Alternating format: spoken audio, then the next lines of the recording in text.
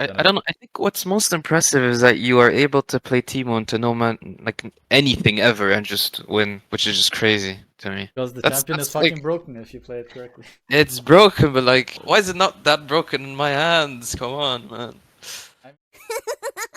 Never underestimate the power of Alan! I have no just to like let you know, I don't expect to shoot up to rank 1 after this or anything. My goal here is just to see what I'm exactly doing wrong, because in my head, I think it's just that I have to improve fundamentals, really, and nothing more. That's too vague. I struggle with a few matchups, Okay. and I don't know, when I look at your gameplay and like compare it to mine, I can't like differentiate anymore what I'm doing that's so like bad.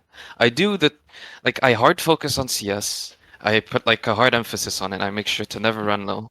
I try not to really focus on kills. I try to go for turret plates, like bully the melee champs, this and that. You know, all the things you've taught in like your YouTube videos. Hmm? And like it's gotten me this far, and now I've kind of hit a roadblock. I can't really keep going. I already think that I see a pattern. I see what your issue is. So I checked you. We're not gonna do an OP.GG review because, right, like, you can just pay 10k points. That's a waste of your money. Okay. But, just based on what you said and what I saw, right? I pre-watched it. I think I'm starting to see patterns, which is like, right? You have great CS, even better than mine, right? Mhm. We have essentially the same KDA.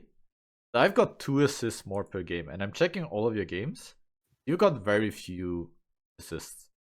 So I also want to talk about this game, just from draft.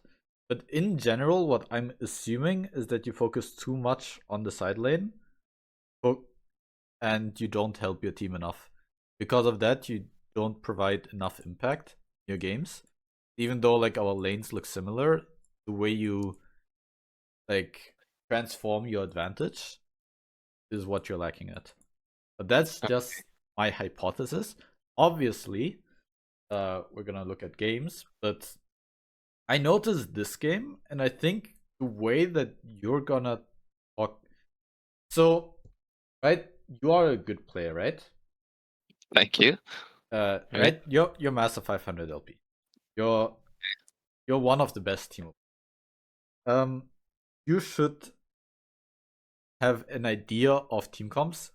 I'm kind of talking out my ass now.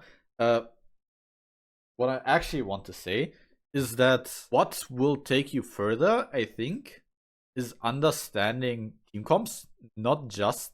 So usually I tell people to just focus on the enemy lane opponent, but I think what's going to be important for you is understanding the entire team comp, all of the champions that you have in the game, and then what your role is in the game. So there's actually a lot of kind of unique-ish champions. And so I think that your setup here is wrong. I want you to tell Like me. my items? Yeah, your items, your runes. I want you to tell me what is your idea in this game. Like, you can do it after you already played the entire game, or like you're loading in champ select. What are your observations? What are you thinking? How are you playing this game? So like I know Gragas is essentially playing to neutralize lane. That's basically how Gragas goes. Hmm? Kindred is just a pesticide. She's gonna perma invade for marks. So I just need to know if my other lanes will have prio, especially mid. Hmm? Uh, I think TF gets prio over LeBlanc early game, but I'm not too sure. I'm not I'm not the too best. sure either, but we can assume that. Sure. And for bot lane, I think they just hard lose until they stack up. I think if Smolder just stacks up here, we just win. Okay. So you would say that Molder is your win condition, right? Yeah. Okay, that is like one observation that. So then, already I can tell you that going PTA Nashor is a setup that makes you more of the win condition, because it makes you very strong in the 1v1, and it makes you very strong in the Yeah, it makes side me a lane. menace in the side lane, right? So already in a lot of games, you need to decide: are you going to be the win condition that forces pressure up to you, it makes it easier for you to win the game, or are you going to be a supportive champion? Now, there are a ton of observations that you can make from this game already. For example, you've got a Lee Sin LeBlanc. This is like one of the best mid-jungle duos in the game. It doesn't matter that they shit the bed. Like, right, you've got Broxah on Lee Sin, you've got a LeBlanc mid lane. Well, Against... Brock's kind of into the game level 3, but yeah. Sure, but I all of completely that get doesn't matter. Yeah. It is about, right, like how you approach the game, what your thought process is, because then you actually make the right decisions in game, and your items and your runes influence how you actually play out the game. Yeah, I agree. So I would never go PTA here, and I'm trying to make you realize that. You've got a weak bot lane, so they probably need to be babysat, right? And you've got a very strong mid-jungle duo. So realistically, Broxah should never focus top lane. Especially... I agree. I 100% agree. Because Gragas is a neutralizer as well. So, PTA Ignite is a lot better at pushing your lead. For example, by like focusing more on the side lane, you create more space for the enemy, for your jungler, for example, to invade the enemy jungle. But that's not really what we're going for here. What we're going for here, even more, you said that I'll make a full analysis of the kind of team comp. You said that, right? The bot lane is probably gonna win early. Not only that, they've got a Nautilus. A winning bot lane with a Nautilus will often result in a Nautilus roaming top lane, for example, for Grubs. They also have a TF that's like the most extreme version of a mid laner that you can have, because he can always ult top lane. True. So already, like, right, I'm making an analysis of all of the champions, but just because they have TF, usually your side lane win condition is already dead. True. So I would never go PTA here, ever. Just because they've got a TF. Would you go Fleet then? Yes. Fleet is very good into Gragas. Yeah. And the thing is, killing Gragas is kind of irrelevant. Like, it is nice, but it's irrelevant. Why? Because Gragas always gets to a state. So, for example, if you kill a Darius, Darius can struggle more and more throughout the game. Gragas is always going to get to a point where he can Q the wave and kill it. Yep.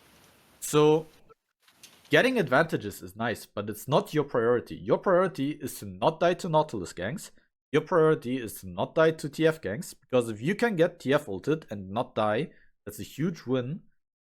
Your goal is to play a strong top lane so that you can prevent Kindred invades in the top lane on marks, or to help in grub fights. If your mid jungle decides we're so strong, we should be fighting around it. Usually, you're probably not gonna fight for grubs just because Nautilus is probably gonna move to it first. But like, right, that's like too inside poker. In general, your goal is not to win top lane or to kill Gragas. Your goal is to be a very strong top lane so that Lee Sin can play through mid and then go bot lane. Because of that, PTA, and then I see you really like going second wind overgrowth. I don't really think second wind really does anything here. Like, I wasn't going to critique your runes so much, but you always need at least one mana rune. So it's either Mana Flow Bank or Presence of Mind. Yes. I have never struggled with mana, ever. Then you might just not be using your abilities, because I always struggle. I mean, What? maybe because you've got Doran's Ring? I do the thing where I go Dark Seal into easy lanes and Doran's Ring into like not so easy lanes, but yeah, maybe but like Nara is an easy lane. Gragas is an easy lane. yeah, that's true. So yeah, I've been kind of autopiloting Doran's Ring in my last few games because I like it. It makes last sitting really easy and sure, but like, right, we're trying to like, right, you are now at the stage where like all of the easy stuff you've already done. And now you need to push yourself to like truly reach the peak. Yeah. Because like it's not gonna get easier from this point on. Your enemies are it isn't. The enemies are all good. So like playing okay is not good enough. You need to play really well. And that's where I think like going Darksteel refillable into like you should be going at 90% of the time. Doran's Ring is like the exception. Not Genuinely. Yes, I mean that's what I do. Right? I mean I used to last season, I basically copy-pasted what you would do, because it worked really well, it did wonders. I copied your rune pages, I copied the Okay. builds and stuff like that, and it worked wonders. But this season, when I tried your setup, I swear, I think I plummeted to like a 30% win rate. I don't know what I was doing wrong, but it was just not working anymore. And so I took a different approach. I started combining your advice IG. with IGs, yeah. Mm-hmm. And when I did that, as you can see, like the result is I'm actually like playing a lot better now. And it's not to say that it's your fault, but I don't know why your setup doesn't work for me anymore.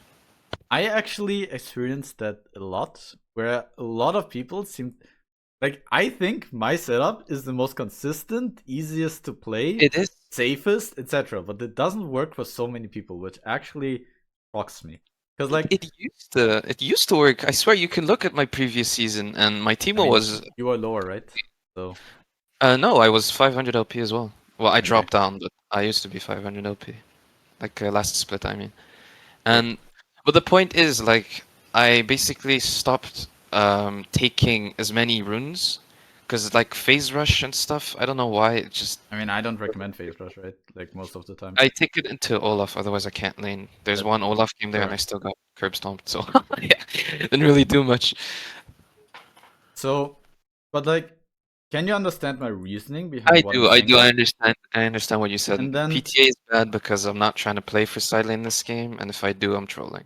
That's yes, basically and the point. there's a very easy kind of rule that I go on. PTA Nasher is not bad. It deals a lot of damage, right? The Yeah. question is, are you allowed to get that damage off, and is that damage going to be relevant? Yeah, I used to use that reasoning as well. And I remember what you said, like Nashor's is a luxury item. You build it if your lane is going perfectly, perfect CS, no kills, no deaths, no anything. And if you can actually DPS the enemy. So Yeah, you're not playing against Hui or whatever the fuck, like yeah. champs you can't touch. Like this is a But great example. Right? yeah, You've got an easy lane, and you've got 3 melee champions that provide a front line, provide some peel, provide CC. They've got at least 3 good targets that you can auto attack. Like, and against Gnar, pushing a lead is kind of nice. So, like, yes, here it makes perfect sense. But here it doesn't make any sense. yeah. But that's what I'm also trying to say. Like, then obviously in these games where it doesn't work, where a Taiji setup is complete troll, I would go to like whatever you would do. But that has not been working at all. Like I would go Leandri's first, and my champ would feel so lackluster, and then I'd follow up with what Malignance, I think, second, and then Mm-hmm. I don't know, my auto attacks would feel super And yes, feeble, I guess. your auto attacks are going to be worse than with Nashers. Yeah, But but then Shrooms got nerfed in terms of cooldown and damage. The Q got nerfed in terms of damage, and I think that's kind of what killed it for me. I'm not sure. Teemo patch notes, I'm pretty sure Q is unchanged. Q got a 10% AP nerf, if I'm not mistaken. Toxic shot, toxic. Am Okay. I? Yeah, it got a 10, Yes. 10% AP nerf. But because there's more AP in the game nowadays, I don't really feel it. Yeah, it's And like like the 10% is side. kind of whatever, my Yeah. opinion. The only real change is this. But I mean, again, I want to talk more about like what's specific for you, how I can help. Sure. So talking too much about setups, I think, is waste of your time here. Okay. What I'm trying to say is that I should analyze drafts better. yes, and first of all, I do think Darkseal will make a big difference. Second of all, I think Second Wind is not doing anything in half UK. Like I what default to Second Wind second one. against Volibear? Like what? Yeah, I kind of. This is gonna sound really stupid, but I do not care for what I take in the second tree other than overgrowth. That's like the important thing, and then whatever else I take, I don't really care about. Yeah, but again, I probably should though. you probably should, because like right, Yeah, like that is how you know squeeze water out of a stone or whatever. exactly. Yeah, Like yeah. like I know what you mean. because for example here, you've got a bunch of champions that are like if Master Yi truly gets onto you, and he Qs your blind, or Vayne cleanses your stuff, and you're going a bunch of HP, like the increase of HP isn't gonna do as much. Meanwhile, having more movement speed to run away, or like even just bone plating, so that when Master Yi comes onto you, like it does more. Like these optimizations, they do I've stuff. got really used. Yeah, I'm fully aware that they do stuff, but I've gotten so used to overgrowth because I've noticed that if I don't take overgrowth and I get caught once, like in the slightest, if I make the slightest misstep, I'm gonna get annihilated for it. And it, I don't know, it And it take is over it as well. is nice, but it's only Yeah, no, like I'll change my it. ways. I'm not Yeah, saying that overgrowth is bad. Overgrowth is very good with the new scaling HP and with Landry and PTA. If you're going, there's a reason why Taiji goes this build. So remember, if you go Darksteel, you need a mana rune because else, like, right, you will run out of mana. If you want to keep running Doran's Ring, that's okay. But again, I think it is a lower cap. I think it's going to be harder to pull off. Is there a specific game that you want me to look at? I played a bunch for last patch. Unfortunately, there's a new patch, so you can't download it. I have a few matchups that I cannot win no matter what. Mm-hmm. So I permaban Aatrox. I know What? you recently made a video, right, where you like said you.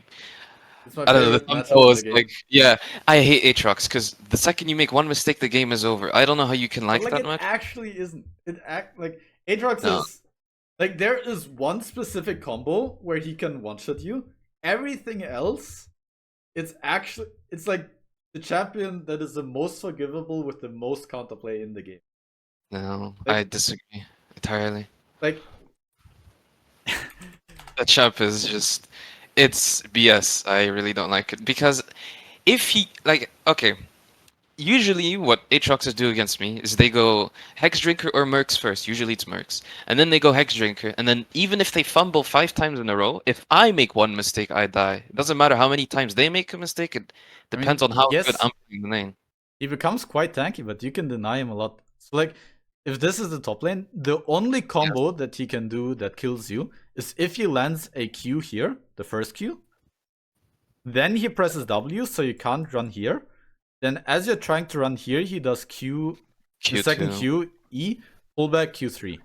Yeah. So that's the only way that he can do that. Which I'm means fairly that sure. Oh, sorry. the two counterplays are not getting hit by his first Q without an E, which isn't that difficult. And the second is not positioning towards the wall. You can just throw a Right. shroom here and then position over here. But that's to survive. That's not like imagine you dodge this combo. It's not like, oh, now I can engage on this fellow. No, you need to keep doing that for the entire lane. You need to play DDR for this entire lane. Yeah, it's really fun. Go even. No, it isn't. It's so fun. I hate it. Okay, so I think like I would rather play 50 times against Aatrox than 2 times against Cassiopeia, but okay. Sure. No, I would take Cassio. I swear I would take Cassio Okay. every single time. You're just weird, but okay.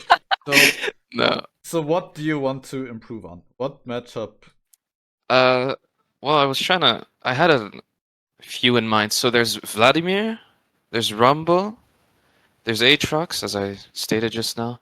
I guess Cassio as well. Like, it's not like Cassio's fun or anything, but I mean, Cassio I don't think has much counterplay.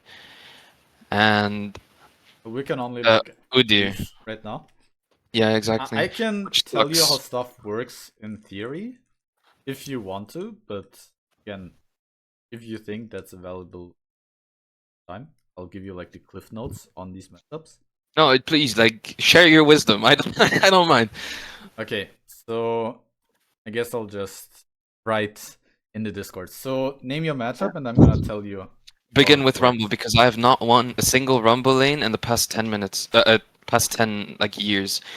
I So I remember what you said about you were playing against a Rumble. However, that freak wasn't running Ignite. He went TP and played like a sissy.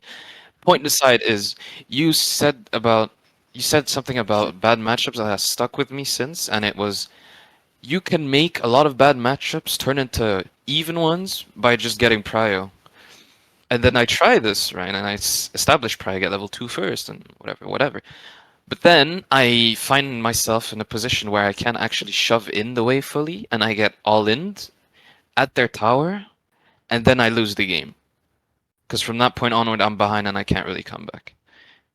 That is usually what happens against Rumble. I think that's what happened 5 times in a row, unironic, and that really tilts me because I don't know how to fix this. I don't want to give prio, because then I can't play the game. Then I just die under my tower to harpoons. And if I keep pushing, I need to keep in mind where the jungler is and whatever, right?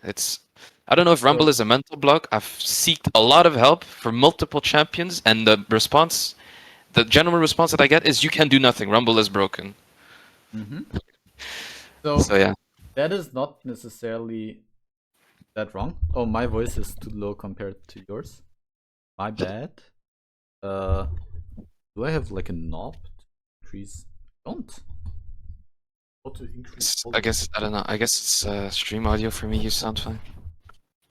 But stream audio is also on 100%. I guess I'll just put the mic way too close to my mouth. The PV, let me know if this is better now. Okay. So, maybe I can help you with Rumble in the same That would be way amazing. that one thing that helped me was something that Freak said, which is, I think this can be a general philosophy that can help you, and it can help you understand with your win conditions, which is champions are supposed to be allowed to do things, and Rumble is supposed to be able to deal damage. If Rumble goes in on you and can't kill you, then what the hell is he doing? He has his ult, sure, in the mid to late game, but like, I remember a Freak rundown where he said Rumble has to be slightly too strong in the laning phase, or he actually doesn't do anything in the game and can't win games. So that's what Freak said, the main designer of the game. Yeah. Hearing this made me realize that yes, Rumble is extremely strong in lane, but Teemo generally outscales Rumble unless Rumble continues to find insane angles, which he kind of shouldn't. So as long as you neutralize him, you are winning. I guess I don't know how to do this because it's never worked for me before. It really hasn't.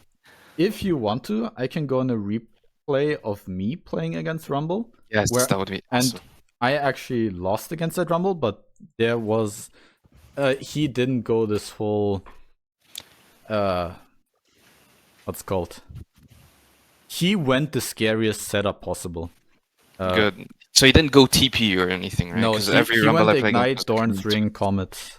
Yeah, good. Okay, that's what I play against always.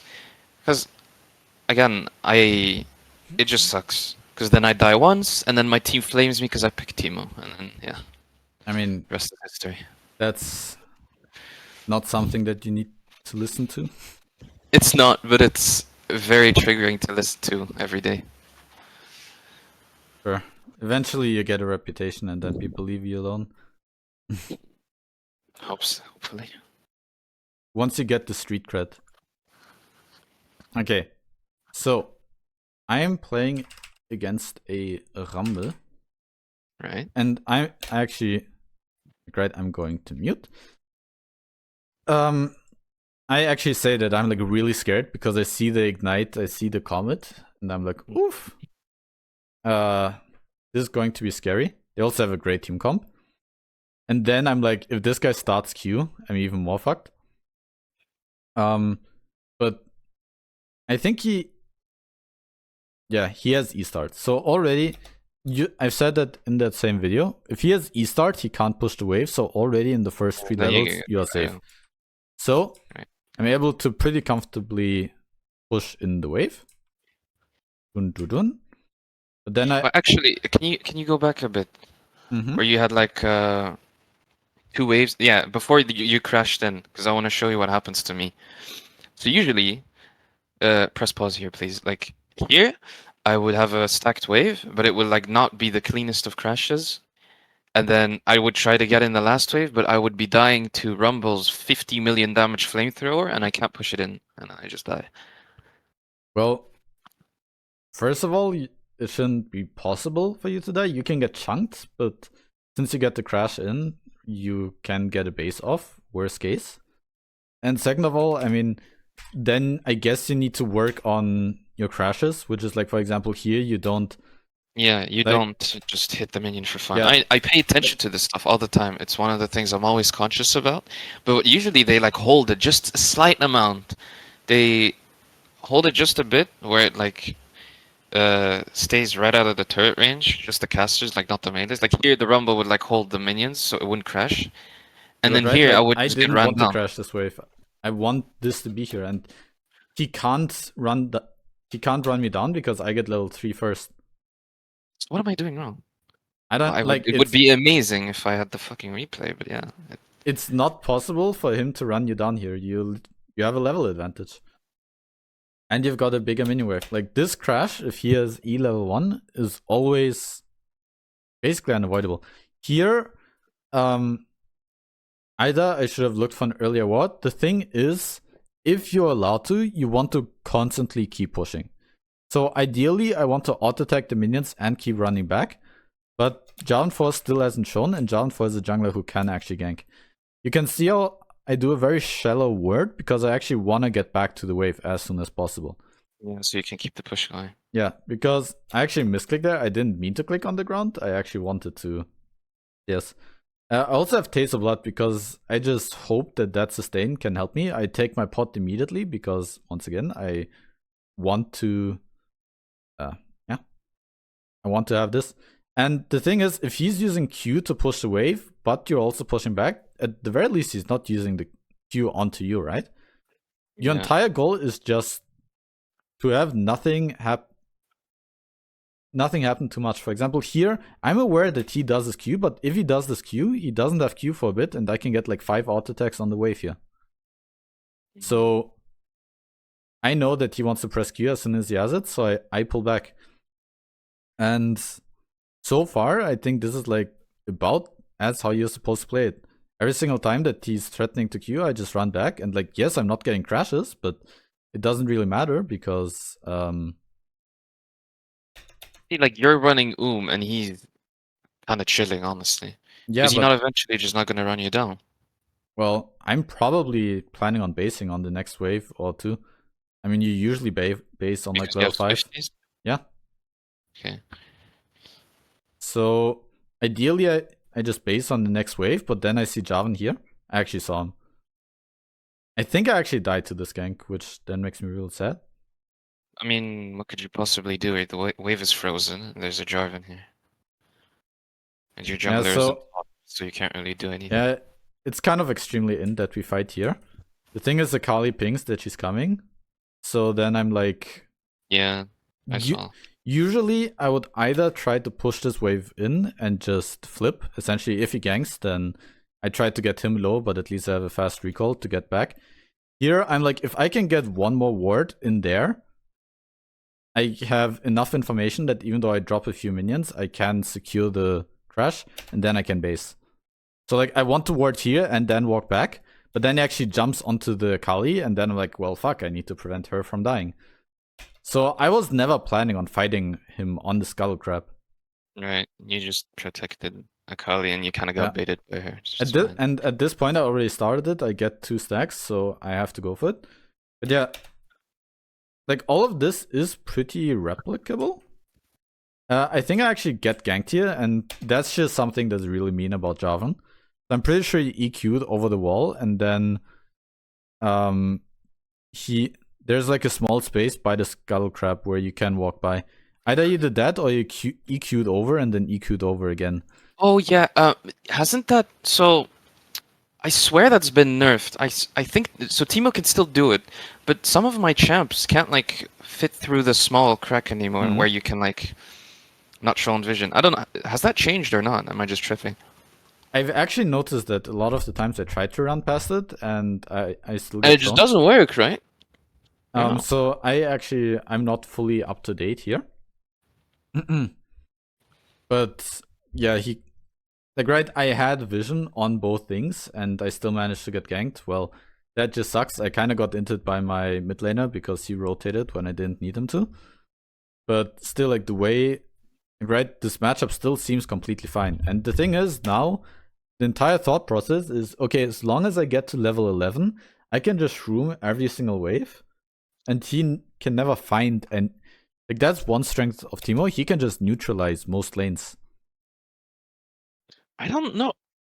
When I tried to do this, I would just get zoned from the wave, and he would unironically like ignore the full stacked wave and one-shot me in a full combo, and it baffles me every time. And it's not like he was 10-0 already, because yeah, okay, if he's fed, then he breaks the rules of League of Legends. He does what he wants. That's how the game goes. But The question is just like, when would he do that? The only way he can do that is if he goes Q, and then, like, yeah, you just need to fight to try to, like, you just constantly auto-attack minions and try to stay outside of Q range. I guess my But issue is my crashes aren't good against this champ in particular, because usually I don't have trouble with crashing. I guess it's just that. Okay, so basically the point is stay healthy. The point is not to dominate lane, which was not my intention anyways, but I mean, I guess think you I die. di- I think you win. No? Yeah, but I wasn't very happy here. I actually thought that I can do just fine here and win. I mean, I think I didn't need to flash. Did I? I think I could have flashed like more over here and then actually tried to kill him. But yeah, I misplayed and then I had to overstay on low HP. And I could never get a recall off. Of course, I Yeah, did and the this is Grom the killing worst. strat. This is the worst position ever against Rumble, and yeah. But that's Well, kind of you're a because jungler, I but decided to fight him, right? I had to crash. I could have just backed off and kept neutralizing him. Because again, like Rumble is supposed to have moments when he is strong. And Right. he was strong at that moment, and I decided to fight him. I didn't need to fight him. So just focus on the wave, focus on getting crashes. You can pull Grumble, like Grumble can die, but in general, like that's I'm never saying that you shouldn't be killing the enemy. I'm saying that No, it's fine. I don't mind. I'm not ADHD. If I have to go 20 minutes with just farming and dealing, playing pacifist Teemo, that's fine by me. I am not aiming to fight him. He just finds angles to kill me, and I never know what I possibly did. Usually, if a champion like Darius gets an engage on me, that just means I overstepped because he hooked me and there's no other way he could kill me, right? When it's against Rumble, I don't get the same feeling of like, oh, I overstepped. I just think, oh, okay, Rumble champion. Which is like the worst mindset to have, but I don't understand how to beat this morbid champion. It's such a mental block because none of my I've tried with I think 7 champs and none of them can beat him. Oh yeah, and it pisses me because off. Rumble is a very strong laner. You can have Right. You can look at him as a more aggressive version of Gragas. Kind of scales worse than Gragas, but has a more impressive lane phase. So just get like Rumble isn't a great matchup, but just try to neutralize him, and you're doing your job. I want to learn how to neutralize that lane because I guess I'm doing something massively wrong. What about the Jayce matchup? Because I just played it. You can. That's one game you can review if you want. Sure. It's my latest game, and I usually detest this matchup because what I have kind of a mental block against Jayce as well because the last time I played against it, which is a while ago, if you don't count this game, what they would do is kind of blast my face with QE, or do the hammer combo, push me away and run away, like the super toxic trade. And they would do that if I would ever try and fight them, which I don't try to do. And then once I have my item, let's say Leandri's or whatever, he would have Ravenous Hydra and I can't poke him anymore. He just outsustains whatever I do, and then I kind of lose from that point onward. I mean, I lose the entire lane, and like I watched, I tried to find you playing against him, didn't find anything. Then I went for Tai G, and he had a few games on his sweepies journey. You know what that is, or? Right, he played against a lot of Jaces actually, and in all of them he says the same. He just kind of has to cheese him where he doesn't win. So I tried to go for that, and I don't know if I did something wrong, but I was extremely unlucky and lost vision like 7 times in a row and kind of died because of that each time in my latest game. So, we're talking. So if we check my matchup guide, right? Like we are talking about orange matchups, which is Rumble is an orange matchup. and Jayce is also I now in guess I'm chat. not a skilled player, GG. The thing is, actually, Jax nowadays is I don't. I'm gonna be honest with you. I don't agree with half of these matchups, like the okay. difficulty ratings, which is Fair. why I don't actually refer to your guide as much anymore. Because I'm not calling you stupid or anything. I just think it doesn't work for me. Because for example, you say Jay's skill is usually lose. I would just call that a lose. I don't think that's winnable at all. And then, for So, example, Fiora you call skill, but I think it's really free. Easier than Mundo, well, if anything. because you haven't played against Potent. Oh, that's probably true. Like, I don't struggle against any other Okay, that's Fiora player but Potent. But, you know. a cannon skill as well. Like I don't know. To me, yeah. I there is difficulty for me between doing matchups in a way where it's applicable for everyone and like how the matchup actually is.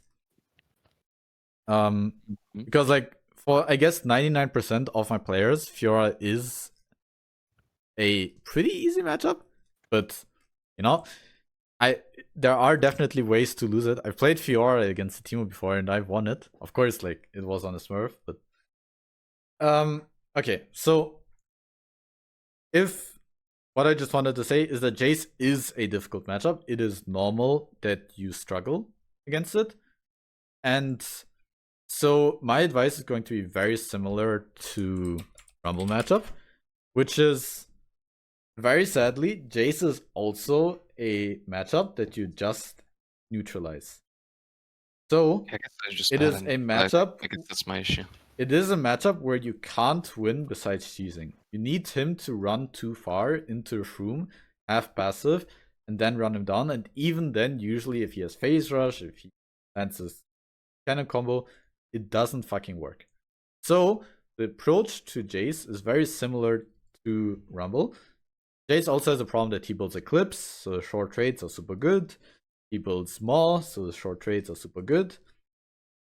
All you do is stand behind your minions, constantly try to push so that he doesn't have minion advantage, then try to neutralize waves, try to not get EQ'd, and if he ever jumps onto you, then use your shroom.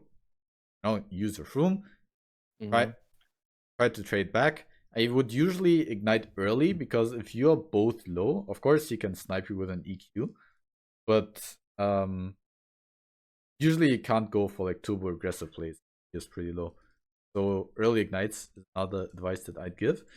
And like right, because Jayce is a matchup where he can just jump in, jump out whenever he wants to. Like you've got a mage, a poke mage, essentially, a bard that you're never gonna kill. And okay, Volibear, you can actually auto-attack them. I can't kill any of them except Volibear. Yeah, so going PTA Natural Berserkers, you're just building a bunch of damage that you're never going to be able to pull off.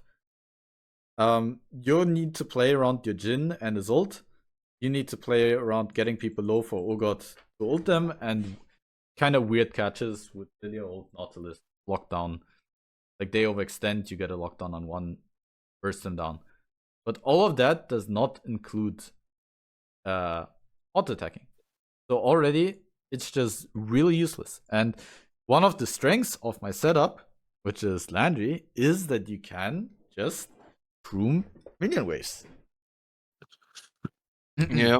Maybe watch the game, okay? Weatherhen, thank you for telling me how to coach. Watch the game, bro. Please, we need the content, bro, please. So, one of the reasons why... So if I talk about neutralizing lanes, I very often push, get chunked, and need to base. And for that, Darksteel and Refill is really good, and Swifties are really good. Because if you're constantly chunked and base and get back to lane, then Refill means you're not wasting money on pots. And Swifties means that you get back to lane faster. That's why I like Celerity as well, and like 2 points in W. Because, again, you just get back to lane faster. Mm-hmm. And yeah, it is a bit boring, maybe, but again, I'm not saying that you've got ADHD.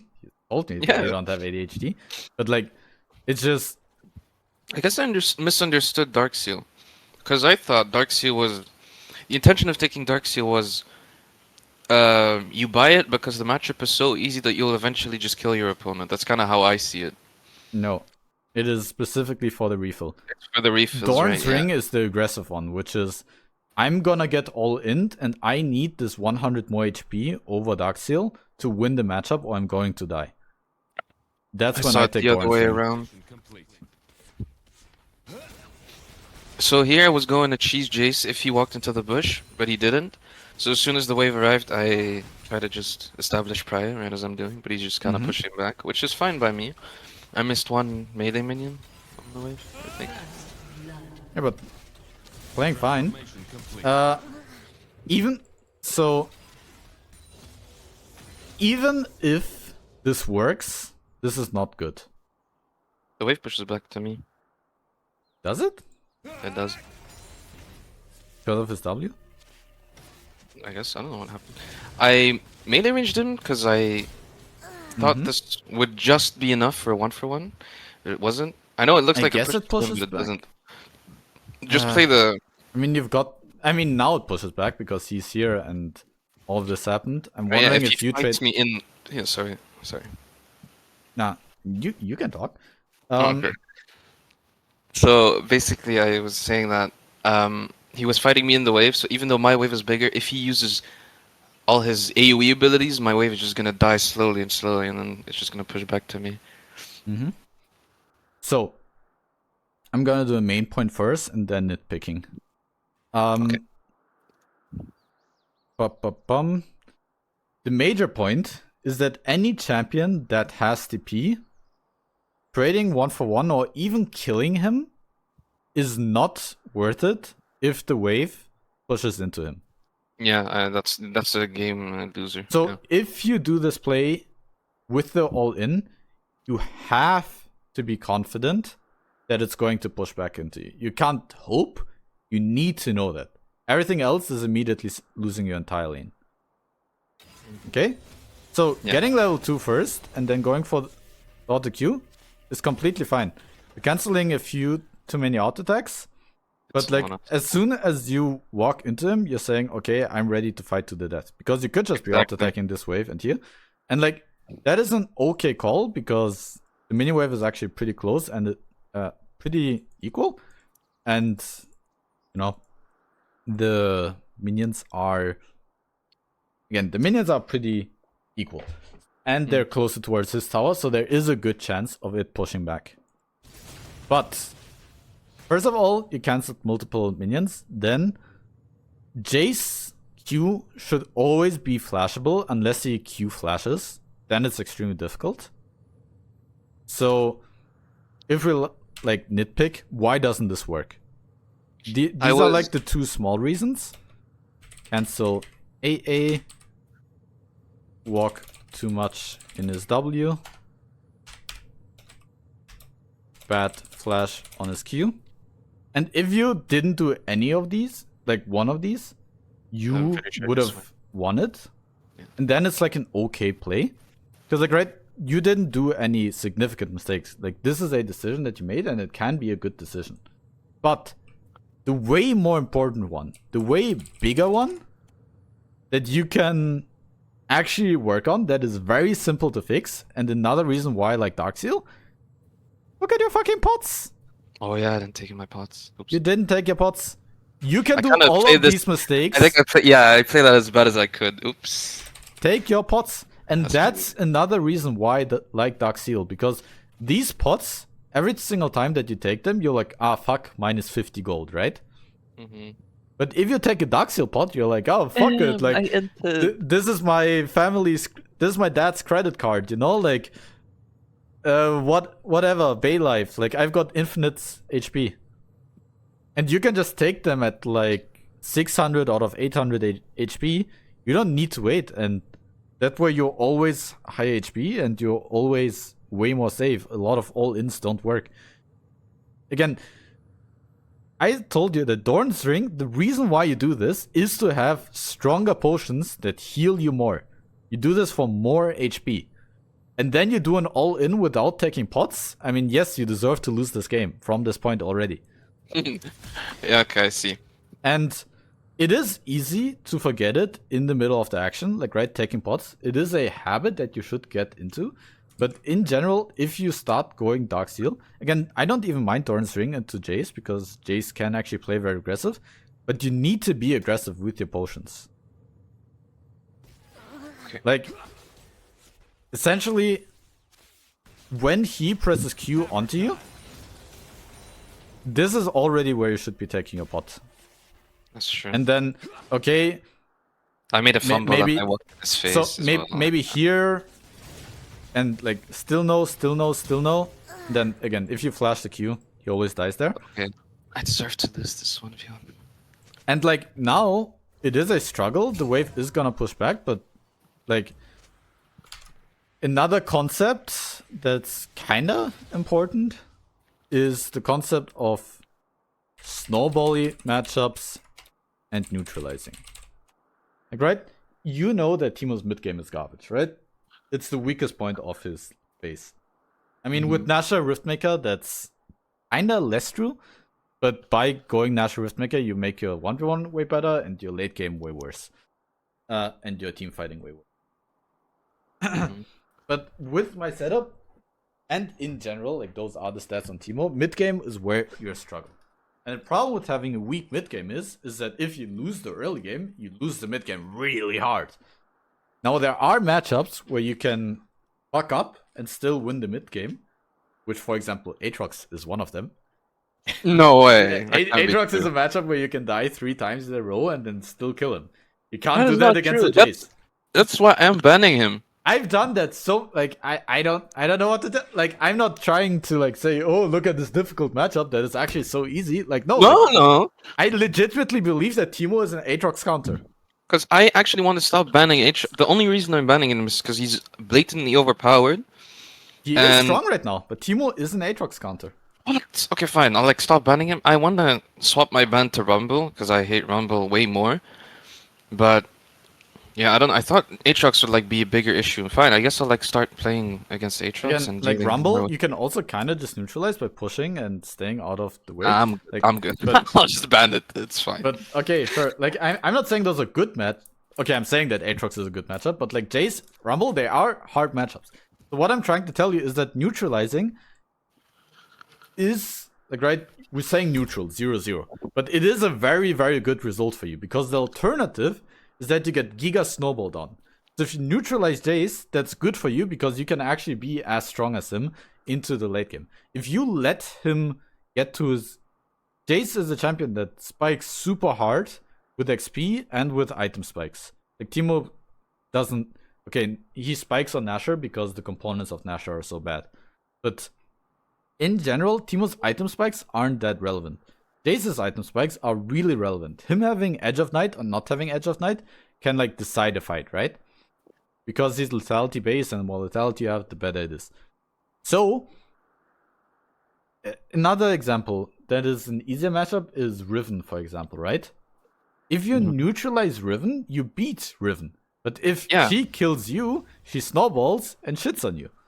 So already, since he got this early advantage, now he's gonna have a level advantage, he's gonna have an item advantage. And yes, you can no longer fight for him, and trying to push waves and stuff is going to be way harder.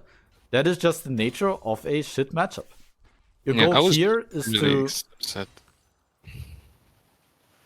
Like, yeah, just let this essentially get in. Try to get whatever CS you can.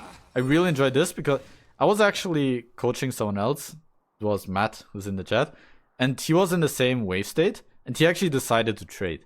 And I told him, like, I right, know not to do after that. the bounce, like, right, the fuck do you do? You can't do shit. You're supposed to stay back and take the L. But like the first 3 minion waves are the most important. If you play them badly against Rumble, Rumble is gonna push you in, harass you with harpoons, and all in you at some point. If you fuck it up against Riven and she manages an all in, then you lose the lane. If you fuck it up against Rumble, against Jayce, again, his all in doesn't work. His level 2 all in. If you just take your pots. And at this point, you are too far behind. Yeah. Like, he usually couldn't do that with the way the waves usually are. But now he can do that. And now, yeah, you're just a bit fucked. Yeah, my game is just over.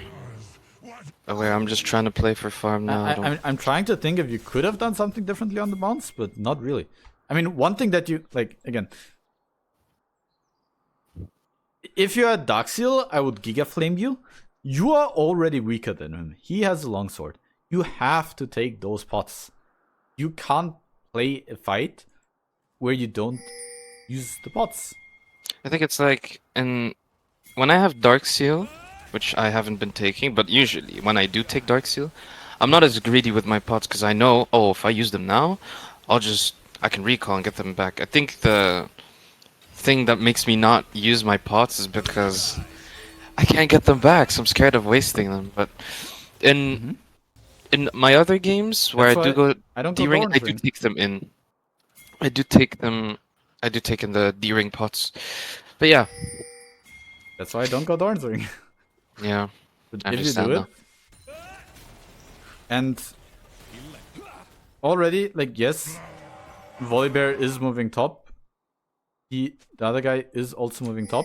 You have essentially two choices here. I think I die regardless. Like, let's say if they come with 3 top, they just dive me as 3. No, it doesn't matter what I do. So you are in a shit spot. There is no way of going around it. You are in a shit spot because of your earlier mistakes. Now, you need to be in a damage control mode, which is you've got only bad plays that you can make. You need to decide which is the least bad play that you can make. One option. So you're essentially never going to win a 1v1 with even wave state. Okay? Yes. One option that you have is take all your pots like a maniac, push as much as possible, attack these minions, and hope that if he jumps onto you, this minion wave will help you in the 1v1 with pots. Now, it's probably not going to work because of support diff. So, like, that is usually an option that you have. In this case, you don't have that option. You also don't have Ignite, so you don't have that option. So realistically, what is the only play that you can make in this lane state and wave state? I take the L, I guess? I'm not sure. Sure, how There's do you one take the L? Like, we don't want the defeat screen. What is the smallest L that you can take? The smallest L. I guess just sit at tower and do nothing. But there's Regret sitting at tower and doing nothing means you still lose the XP, right? I'm not telling you to go invisible. That's not going to work. The best play that you do, if you are good at jungle tracking and support tracking, like the easiest play is to just take all the pots, push the shit in, and pray to Lord Jesus that it works. But I was thinking about pushing the intelligent play, like, is to just base. You have 600 gold. It is not a lot of gold, but you can base by boots and cloth armor. Get 250 HP back. Okay. If someone is alone in the lane, eventually it's going to push into you. And yes, you might lose all 4 of these minions, maybe even more. But eventually it's going to crash. And then, you know, like your options right now are die in the 1v1 and get nothing. It is push really hard, die in the 1v1 and at least get him low and get him to base. Or you just base yourself. I think you took the biggest L that's possible. I guess you survived, which is nice. I wasn't supposed to. I wasn't planning on it, yeah. But yeah. And now you were able to survive, but you still got like a really big L. In the form of he manages to crash the shit out of this wave. And you lose the majority of the wave. Yeah. Most people, when they see someone base, and like right now you're in the exact same spot. If you based, you would have had the same result with him basing, right? Him crashing the wave and basing. You would have done the same thing. But at the very least, you would have had a wave to catch. A few minutes to catch. But now he managed to crash again, and you're once again in the same shit spot. Nothing changed. But the thing is, now we can't base because now we have no money to spend. So The reason I went for that all in, by the way, is because my team was coming by one in too soon, so I died. yes, this is actually all pretty educational. First of all, stand behind your fucking minions. You're playing against the Jayce, stand behind your minions. I understand that you might be trying to bait, but that is too much. Like, he is already stronger than you, so he will jump onto you no matter what. You already see that based on the previous play. There is no reason to stand this far forward. You can bait, but in general, if you just manage to crash the wave, that's already a victory for you. In general, when he jumps onto you like that, I would auto Q to get the fleet footwork proc as well. And then I like this. I think it was too far forward in general. In the form of, like, right? What is different from this spot to the spot that you were in 1 minute ago, where I told you to just base? It's indifferent. There are 3 differences to 1 minute ago. Why is all inning here correct and basing correct in the other play? I don't see it. I don't see why here. There are 3 reasons. They're all pretty obvious. Really? Yes, they're extremely obvious. If you want to, I can go back 1 minute and show you the situation. Okay, go for it. To the sky.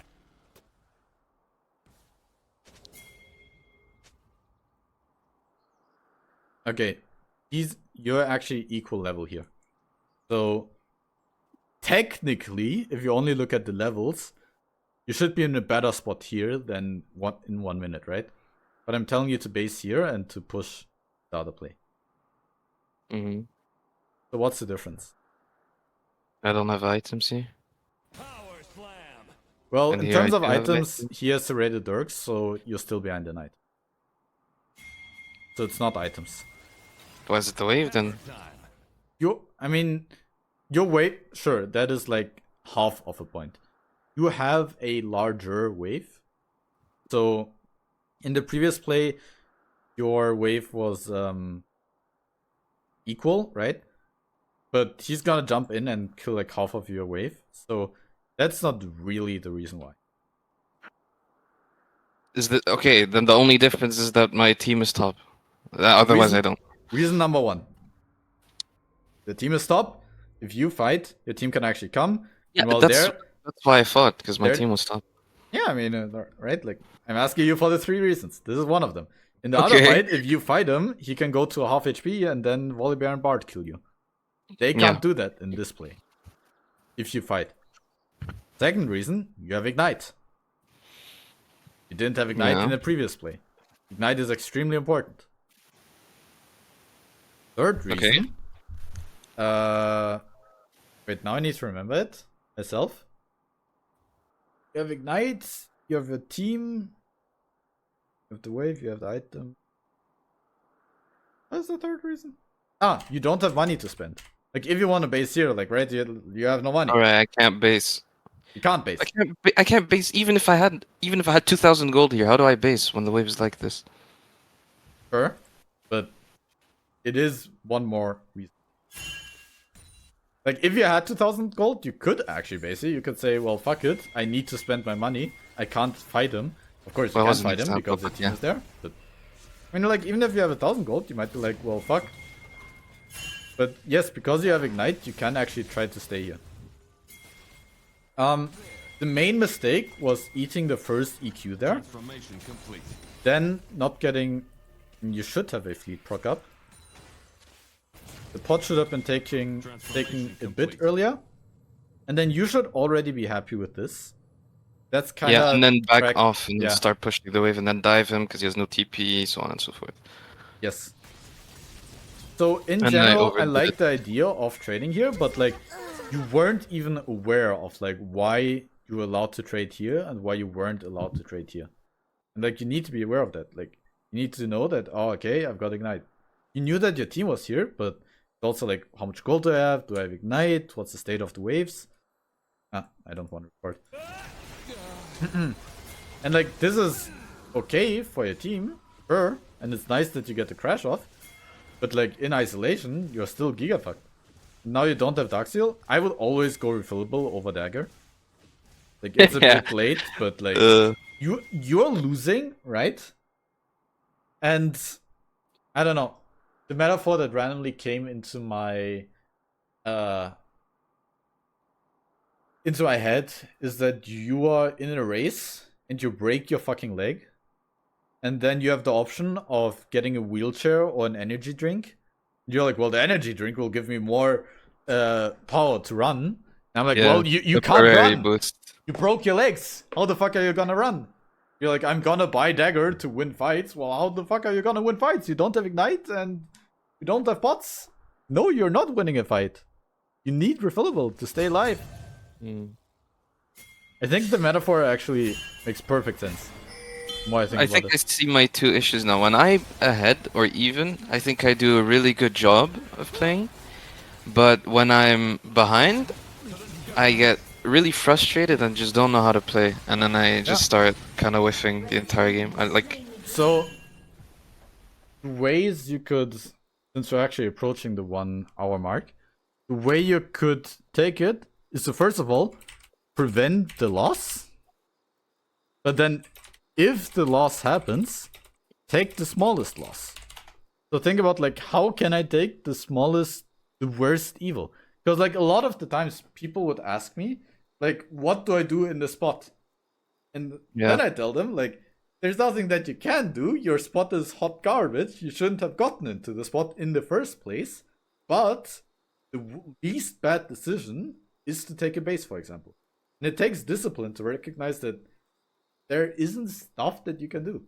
And that you need to do the least bad play. Okay, it's crazy because I had a friend who I was talking to. I was kind of just venting about how all my plays are just shit, and he actually made the same point.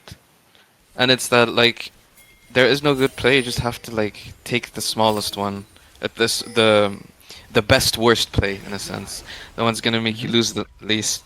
But in my head, base, by the way, like I understand of basing as fast as possible, but that's far. oh, I didn't know he could see me there.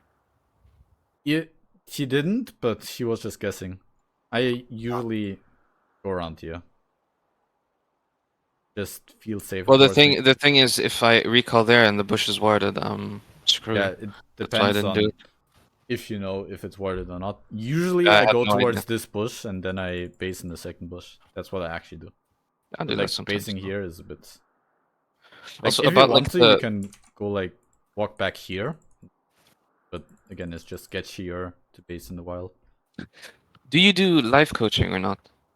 As in like I hop into a I game and you tell me. can. It's just whether you get the same amount of value within 1 hour. If you believe that you will, then yeah, sure, I can do it. I want to like in a sense gamble and hope I get one of the shit matchups that I can't cope with, and then you can show me what to do. And like about the second hour, it's fine. I'll just pay for a second hour. I don't really mind. Okay, if you want to do that. But again, by the way, like in terms of itemization, you're not like, yes, the matchup is all in based, which is like either you take no trades or if he jumps in, you try to kill No, him. I have no reason for the build that I'm going. It's just a comfort zone because everything else I've tried. I don't like Sorks. I hate Sorks in every game. I will never go that item. Yeah, but Swifties are perfectly acceptable here. They're cheap. They help you against Quay, they help you against Kai'Sa, they help you against Bard, they help you against Volley, they help you get back to lane. Jayce Q is a really hard slow. Like, completely fine item here. And you're already behind, so you want cheap item. So, do you want to keep watching, or do you want to do we can keep watching. I'll like queue while you're explaining me stuff, and then if I get a Teemo game with a good matchup, the thing or as is in like that the matchup I want to learn from, I'll at stream. this point, you're so far behind that your only hope is kind of, okay, he's running. Yeah, I'm not you really. can never match it. I can't. That yeah, your play is just Shroomer Wave, try to push it in. And if he jumps onto you, then I guess you need to base. In general, this is Jayce specific. I do that purposefully. I always position towards the top. Or like, I position in a way where he can't out of 4 EQ me. What do you ban? Cassiopeia. It's the one Alright. matchup where I actually can't figure out how I can play better to not lose it. Every single time that I play it, I just lose it. Okay, so what I've learned so far is I need to learn how to neutralize lanes properly because I apparently suck at that. I need to like start considering DCL more because I'm autopiloting D-Ring. I need to take smaller losses and And that's what I just wrote to you, yeah, but what I think, right? You're not gonna remember that much of this coaching. Like, I mean, you do remember stuff that I said in YouTube, which is very nice. But I think, in general, what you don't need help on like mechanics, because especially if you're PTA, you like first of all, Teemo has no mechanics. Second of all, like you're clearly more comfortable with mechanics if you go PTA auto attack based. no, I have no mechanics. Zero. Well, As you can see, I cancelled my auto. I walked into Jayce's cannon form. okay, I so yeah. if I say you need to improve on your game sense and you also don't have mechanics, well, somehow you got to Master 500. GG. So, I guess I wanted to say it's my game sense, but apparently I don't know. I guess it was a bad game or something. Cause my game sense is what carries me. I would like to say, or like to think, so but from what I've seen so far, I don't think it's that bad. But I think you don't fully understand game, the role in the game, matchups, I how just suck at that's what I laning. mean with how to neutralize, like what the actual win condition of a lane is. And that makes you struggle a lot more. I mean, hey, they pick a Kali, but I think it's an Kali comp. Is that Shanta? Probably Akshan top. The Kali. Runes. I guess Fleet and So not second win. I think second win would be okay here, but I guess it isn't. Eri is good into Akshan, but it's bad into Kali. So I Oh, usually I take hate. runes able to be played into both. If we go Darkseal, then go Presence of Mind. Okay. In general, yeah, it depends. The way we play into Kali and the way we play into Akshan are Akshan is portrait Q based. The Kali is, and again, neutralized. Because, like, if you think about the Kali as a champion, if the Kali doesn't get ahead and gets to build damage to kill people, and if she can't kill people, then she doesn't do anything. A Teemo still does stuff because the Teemo. Oh, I see. I had to the stream closed on its own. Okay, I see. You have to watch again. Um, I it's Akshan top by the way. Okay, so that's one of the best matchups in the game, but it is you can actually fuck it up. So Akshan is all based around not giving him his passive shield. So any trade where he gets both instances of his Q, you're going to lose. Your goal in this matchup is to bait out his Q, and in between it, Okay. do like an auto Q. Or if you're at max range, if you get to just Q, then that's fine as well. Are you watching by the way? No, I don't. You have to press stream, watch stream. Okay. So against Akshan, you would go Darkseal, yes? Sure. Also, Akshan, by the way, fucking try hard Korean ass. Fine. Yeah, I don't like English. So I always have a bush or in waves. Yeah. I go to the very edge, so wait.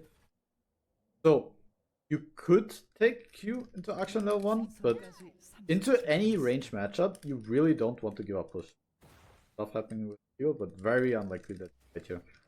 I don't want to walk into this. I Like, won't. Just fuck off. you can provide vision and cover, but no need to actually fight. Just stay nearby, checking out the vibes. Wait, I'll help my chat for a second. That way they see more, and indeed Hello, it's not YouTube. going to be perfectly set. I mean, it's already. If I upload it, I'm going to upload. Maybe I upload it in 2 parts. I don't know. So, you want to have E because you want to have the push, because you never want to give enemy level 2 first, and like that's one way that range champions can play the Teemo matchup is just push, and then Teemo's busy dealing with the wave, and it sucks. Now you've established push. In general, level 1 you don't want to trade because he has fleet footwork and his Q and stuff, but starting level 2, you just massacre him. Lee Sin is doing a 3 camp into bot gank or invade, so I don't know. I don't think I should be too worried. Sure, I didn't actually. He started Raptors and now he's on his red. Sure. His Q is gonna be slightly down. Start auto-attacking that and now start walking up to him. You didn't need to kill it. Ward it. Okay, doesn't matter. Oh, okay, I didn't want to use my ward. Okay, I missed some of the most important action there. I have no idea how you suddenly are so far behind. You can't kill me. What was that? You could have killed him, but that's okay. Auto Q, ignite, auto kills him, but it's okay.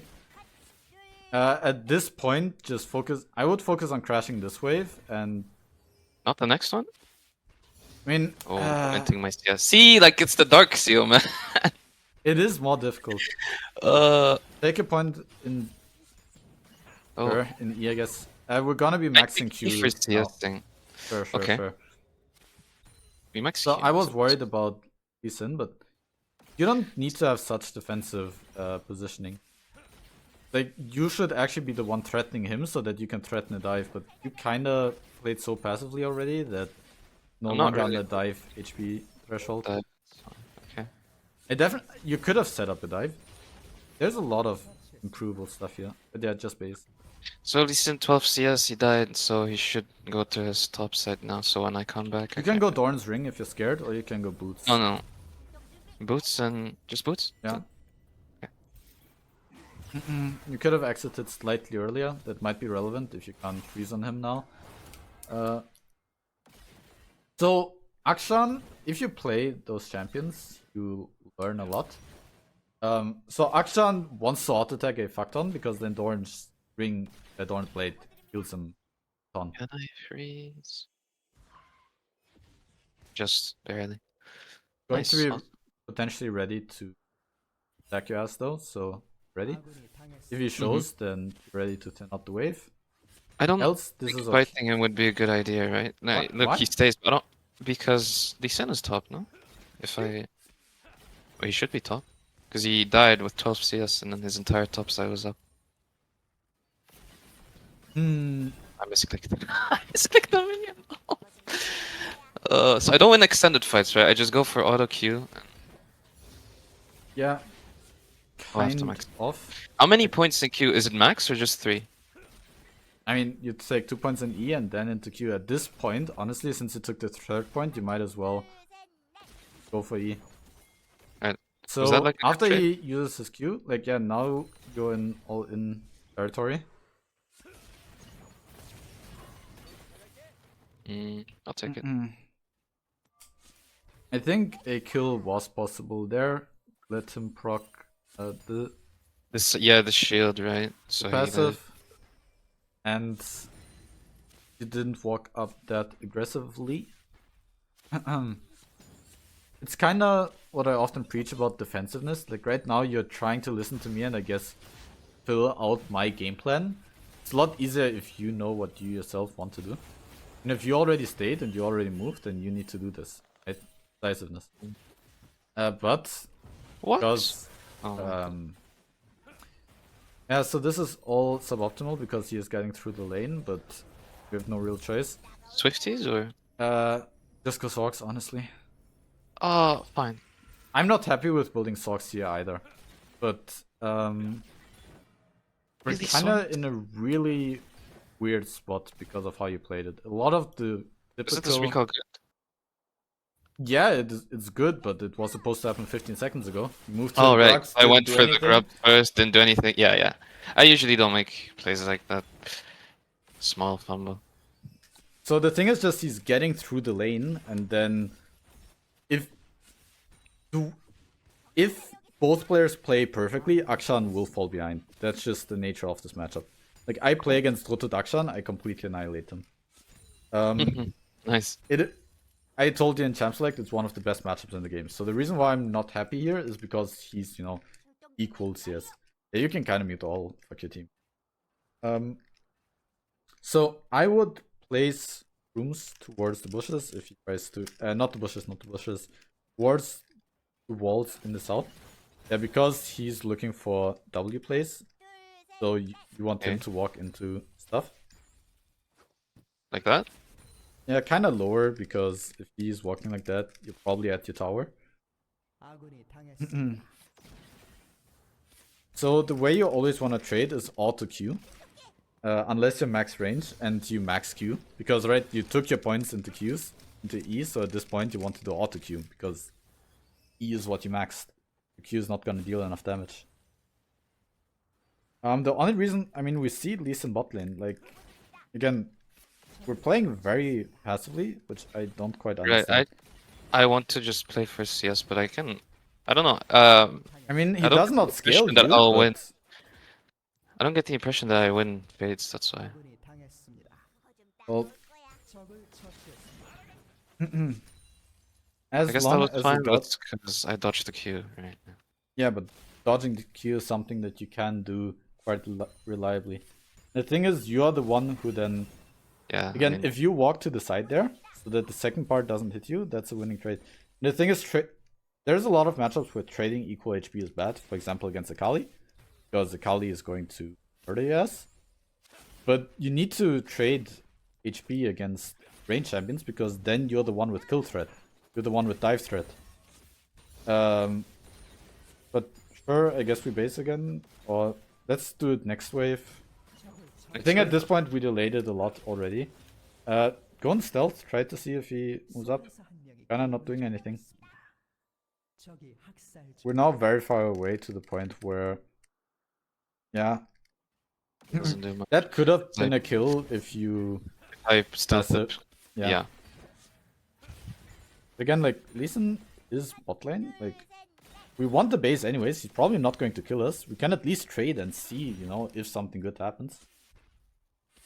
Doesn't mean that you can take any trade, but Trying like, to bait out his Q, but he's not using it. So. he will only use the Q if you are... Okay. Honestly? Yeah. What? Dude. Interrupt this shit. Kill him. He's giving you a kill there. He was dead there. You missed like 4 kills in this lane. Now he took the plant. Really? Yeah.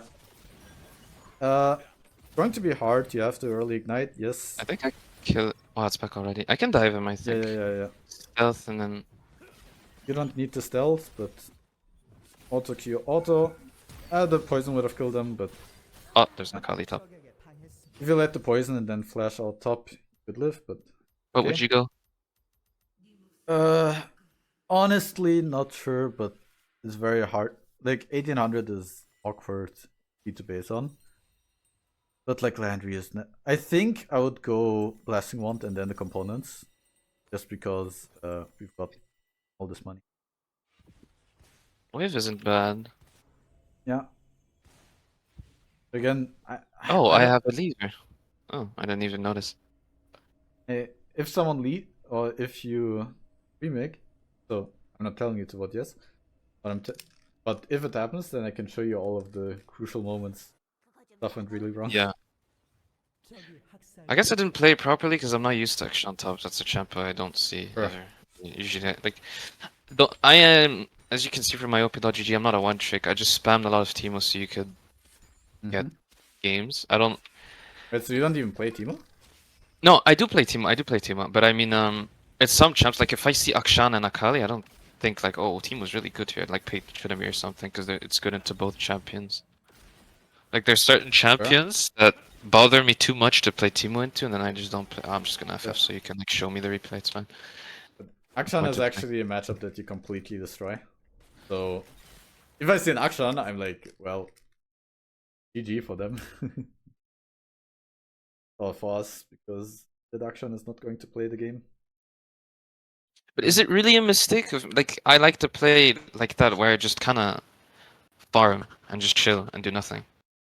Well, the problem It has is worked that really well for me, but maybe it's bad. sure, but again, you are saying that your goal is to get Challenger, right? Or Grandmaster.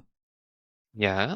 Well, Challenger eventually, but yeah, I'm just going for a GM right now. So you're saying you want to become one of the best players on one of the most competitive servers, playing a niche champion while doing nothing. And it's like, So there are matchups where, yes, but the thing is, you're not doing nothing. You like neutral is good because then you can actually do stuff. But like, I agree with you that Teemo is a good scaling champion, but like if you can win the lane, what like right? Like you can definitely 100% win the Akshan lane, right? Okay. If you don't win the lane, then you're just doing a mistake. And then, so from my POV, you're asking me, so why can't I just play bad?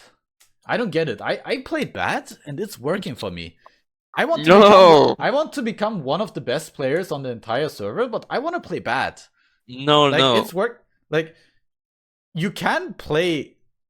Like there is a diff. That's why I always am so scared about playing aggressive, defensive play styles. Like no, there's a good play and a bad play. Sometimes you need to play to neutralize because you cannot win the lane, but you will eventually outscale and you have a certain task in your team. And sometimes you have a good matchup and then you're supposed to actually win that matchup. Like, I don't know, you're playing against a Kale and you're like, well, Kale scales well, but I also Well, no. scale well. It's because I'm just not knowledgeable about this matchup. If I have like a Kale, I won't play like a Sissy. I'll actually be offensive. Okay. But I get your point. Yeah, I do. That was maybe too ranty, but essentially, like, if you have a winning matchup, you should No, win that no, I matchup. don't mind. I get it. Like if I'm playing a good matchup, I should abuse the strengths of the matchup. Okay, I just thought a funny this. Okay, so let's go into that game, and there's a ton of stuff. How much LP did you lose, by the way? I didn't see. 13. Rough. Shouldn't have FF. Happens. I don't really mind. FF is temporary. Proven this forever. So, from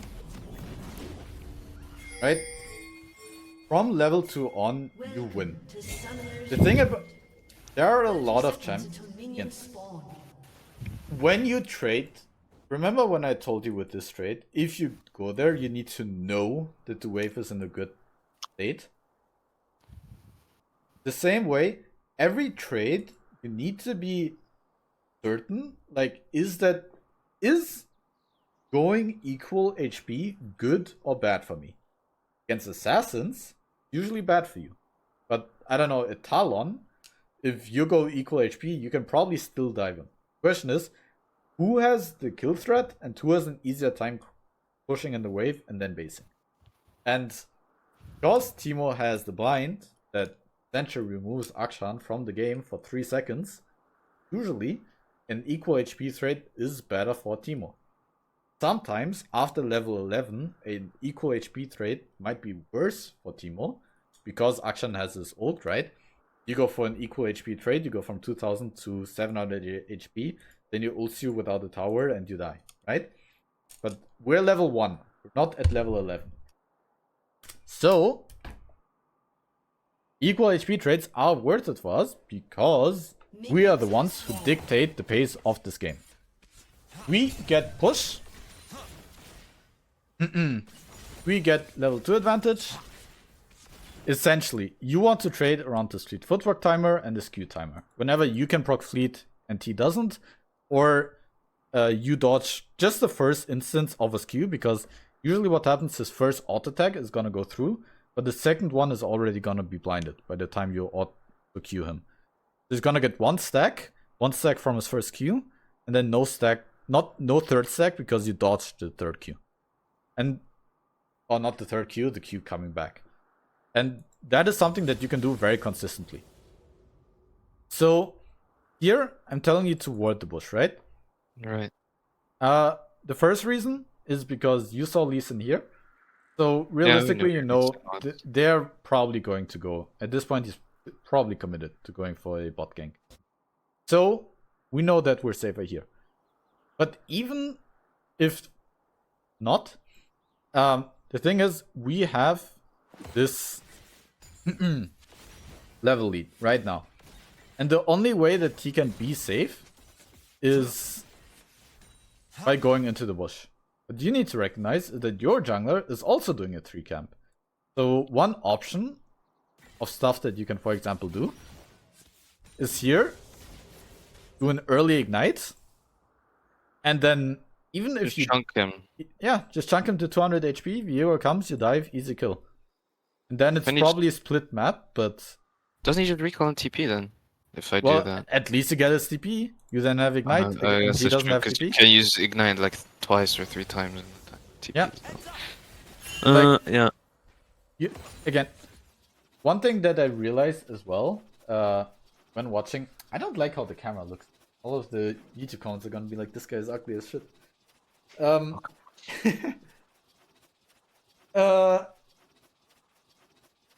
What's called? Champions have cooldowns, right? Champions, Did I not abuse his cooldowns? Is that it? champions use their cooldowns. They look scary, wary, right? Then they no longer have their cooldown because it's cooldowns. Teemo has a passive, which means he has something that is constantly up. Which means that you essentially have a spell that is constantly up. You're always up one spell if they use all of their spells, right? So, does that make sense? In principle? So, Yeah. let me open Paint as a very simple demonstration.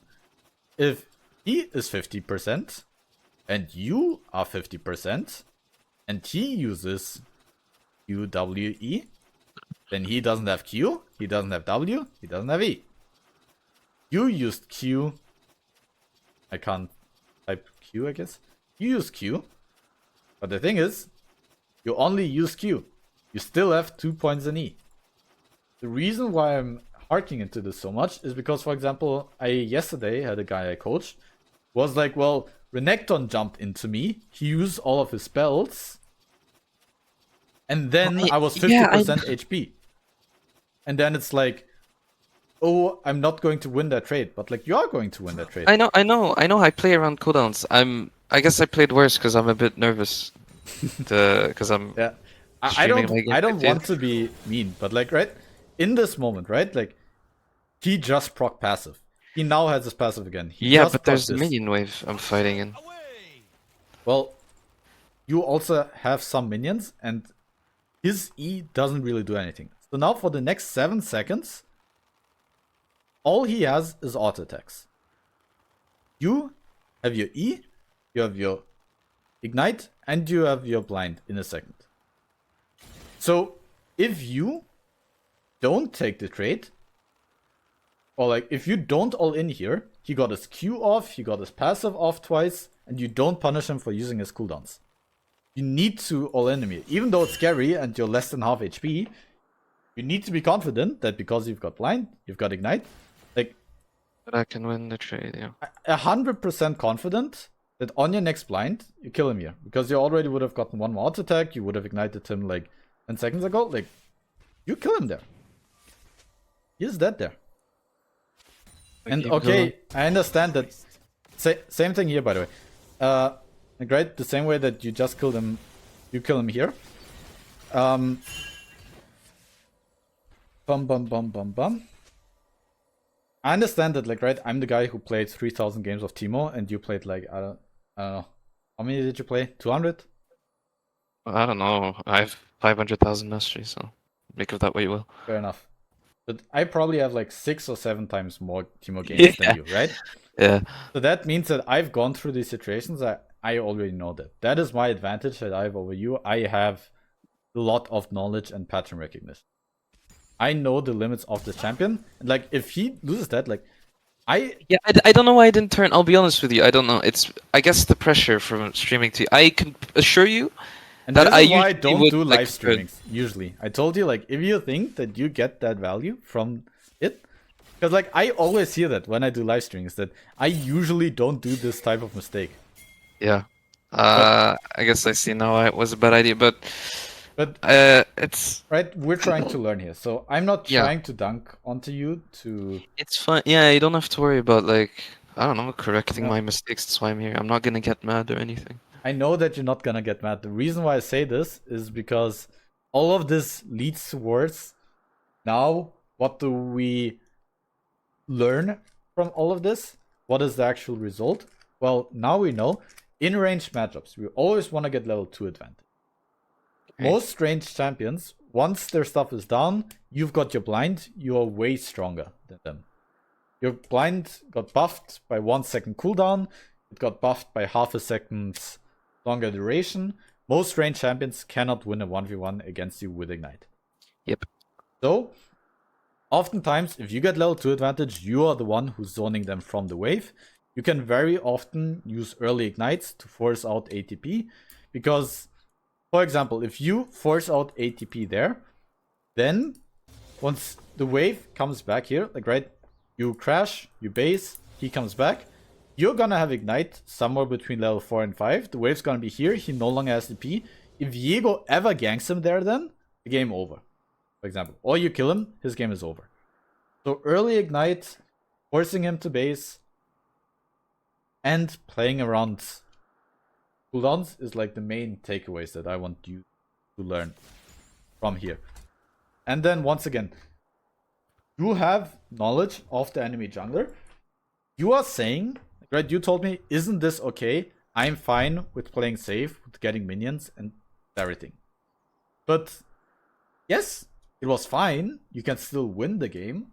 But if you're telling me that's the gameplay of someone who like gets challenger, not really, because like you're not doing anything.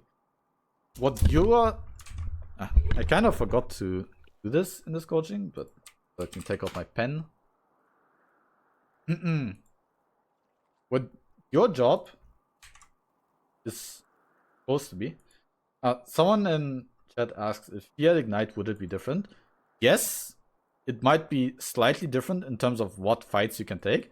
Like maybe you couldn't have taken that fight if he had ignite. I'm not sure. You probably could have, but it might have been worse. But the reason why you wouldn't be able to take fight is because initially you fucked up here, right?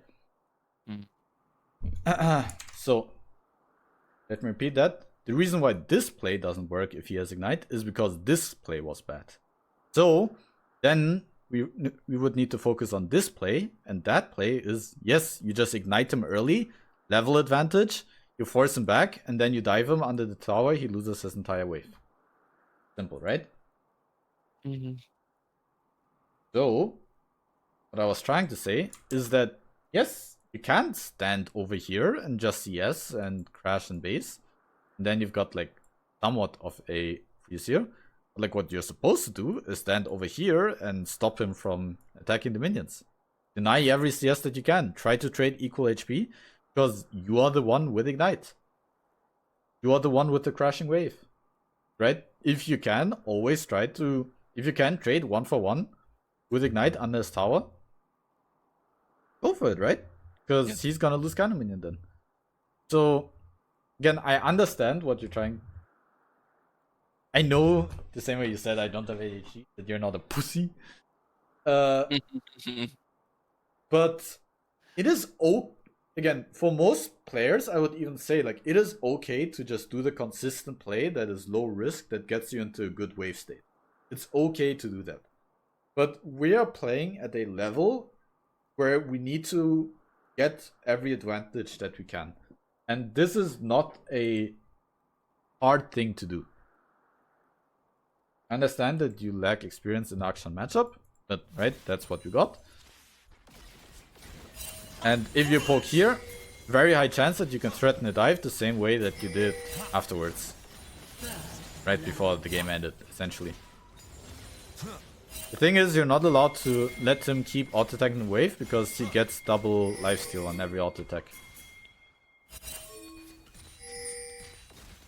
One thing that is useful to note here is that very often, right, they see you start to freeze that, and then they come back. That is Yeah, then they very... cancel the recall. And So, yeah.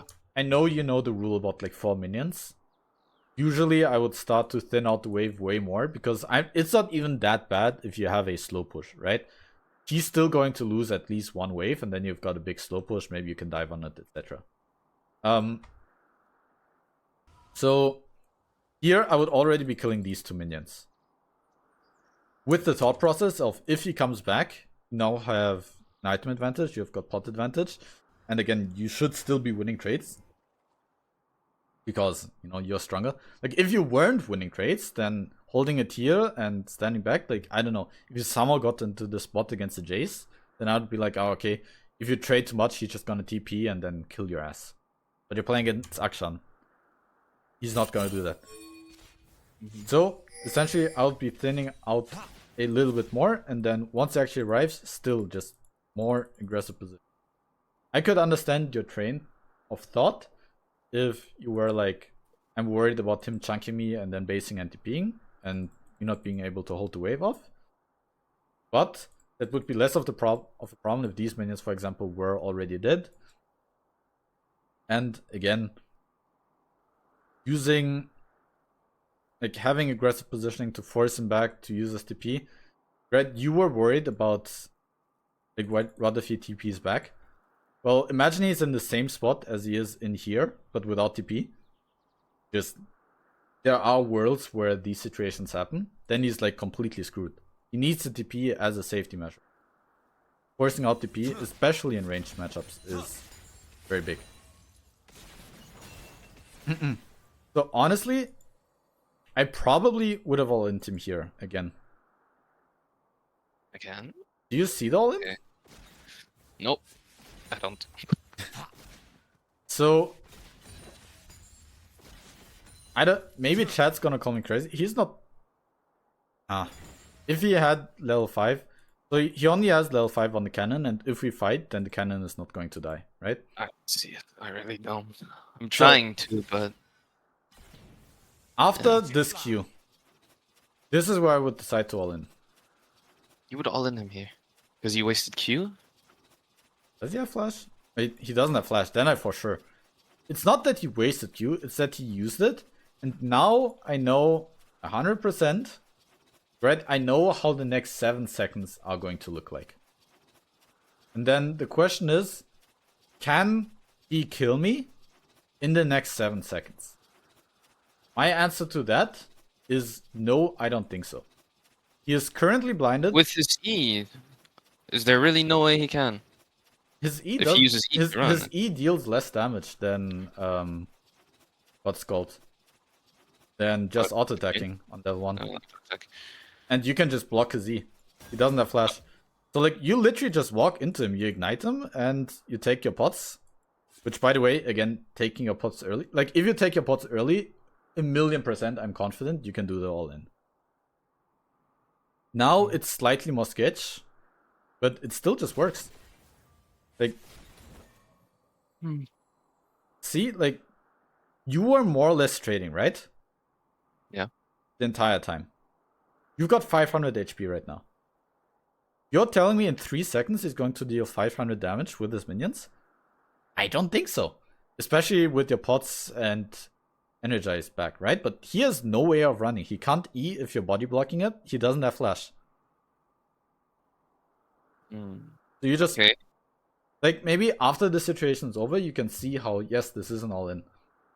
And since the wave was kind of frozen, like, right, it is difficult if, you know, afterwards you want to fight, but he TPs back and stuff, right? But, I think here you can kill him, you can kill the cannon wave, base, come back to lane. He uses TP, but, like, right, he has to use his TP, you got a kill. I think that's a worthwhile trade. But it is difficult to coach you on that, I guess, because, like, right, you don't even see it. The thing is, you would see it more if you started playing around cooldowns. You know? He doesn't have his Q. I mean, it's cooldowns and it's knowing your limits. It's just... Maybe that's something that I didn't explain that well to another guy that I coached. But like champions can't just suddenly pull damage out of their ass, right? There is a certain mathematical limit towards how much damage they can do within a I certain get time what you're frame. saying. And if they Yeah. can't deal that damage before you deal that damage, then that's stat checking. You just win through mathematics. It also helps that you know that your Viego's top lane, so any trade that happens, either you base or he helps you shove it, going to work. Because, like, right, your Viego can either hold the wave with you or he can shove out. So that's what I mean, that like Akshan isn't a weak early game champion for most champions, but he is a weak early game champion if you can't auto attack for 2 seconds every 7 seconds. So, and by moving down, he doesn't land his second Q. So, yeah, I feel like I'm getting too specific into the Akshan sauce. But Kinda. what I'm trying to tell you is try to learn your limits, try to understand cooldowns, and which fights you can take and can't take. Sometimes it's okay to play like... I guess you're not used to having such a winning matchup. So... Right, you're used No, to I like don't. I have the no round, idea how Akshan goes. So. like you don't play that Well, now way. I do. I guess into like a Jayce or a Rumble, right? Mm-mm. You don't just walk into them and auto attack them. But you know, like in the easy matchups, like, I guess you need to punish them. There are like matchups that I know way better. Say like Renekton. Okay, the matchups that I know don't matter, but like what you're explaining to me right now are things I would 1000%. Okay, I'm not 500 LP by luck, obviously. I would punish cooldowns to like a Darius or whatever because I play those champions and I see them a lot more. Akshan, I have not seen this champ in like 7 years. I don't know. So I was like a bit unsure of what to do. Like, okay, let's say it was a Kali top. I would know to punish her because her cooldowns are abysmal and like really high, except on R and Q. But like, point still stands. I don't know how to like. Okay, you taught me that now, so I know now. But By the way, before this, I just didn't know sure. what cooldowns to I'm punish. I'm just not. I'm trying to get as many learning moments from there as possible. I just don't know what actions are there for you to take besides being more aware and building up more experience. Yes. Mm, Sadly. yeah. By the way here you could have killed him. It's something that I often say in my coachings. It's to be decisive.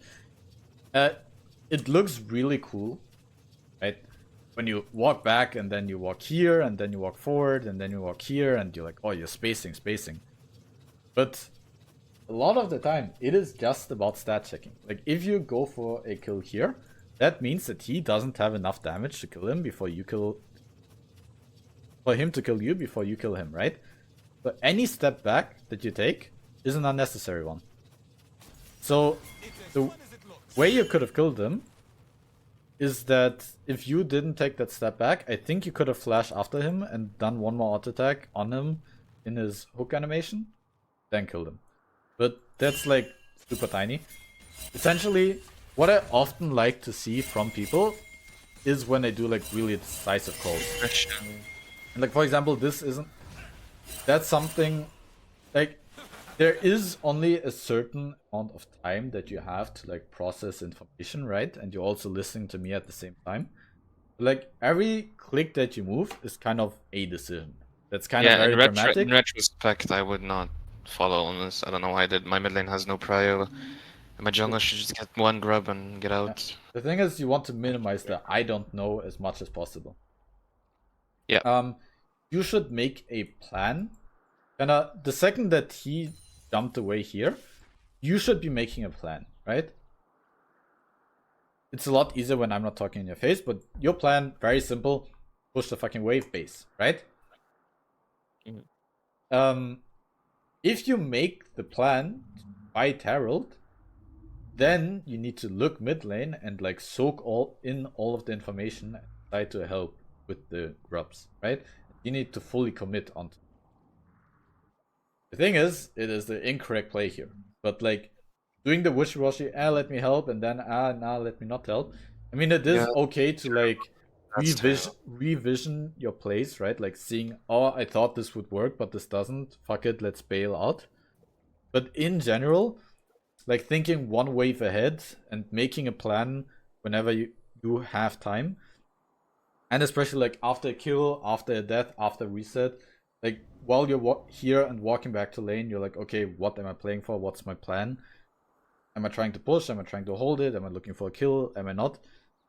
That stuff you evaluate, because if you just CS, that's just right. You're like autopiloting, right?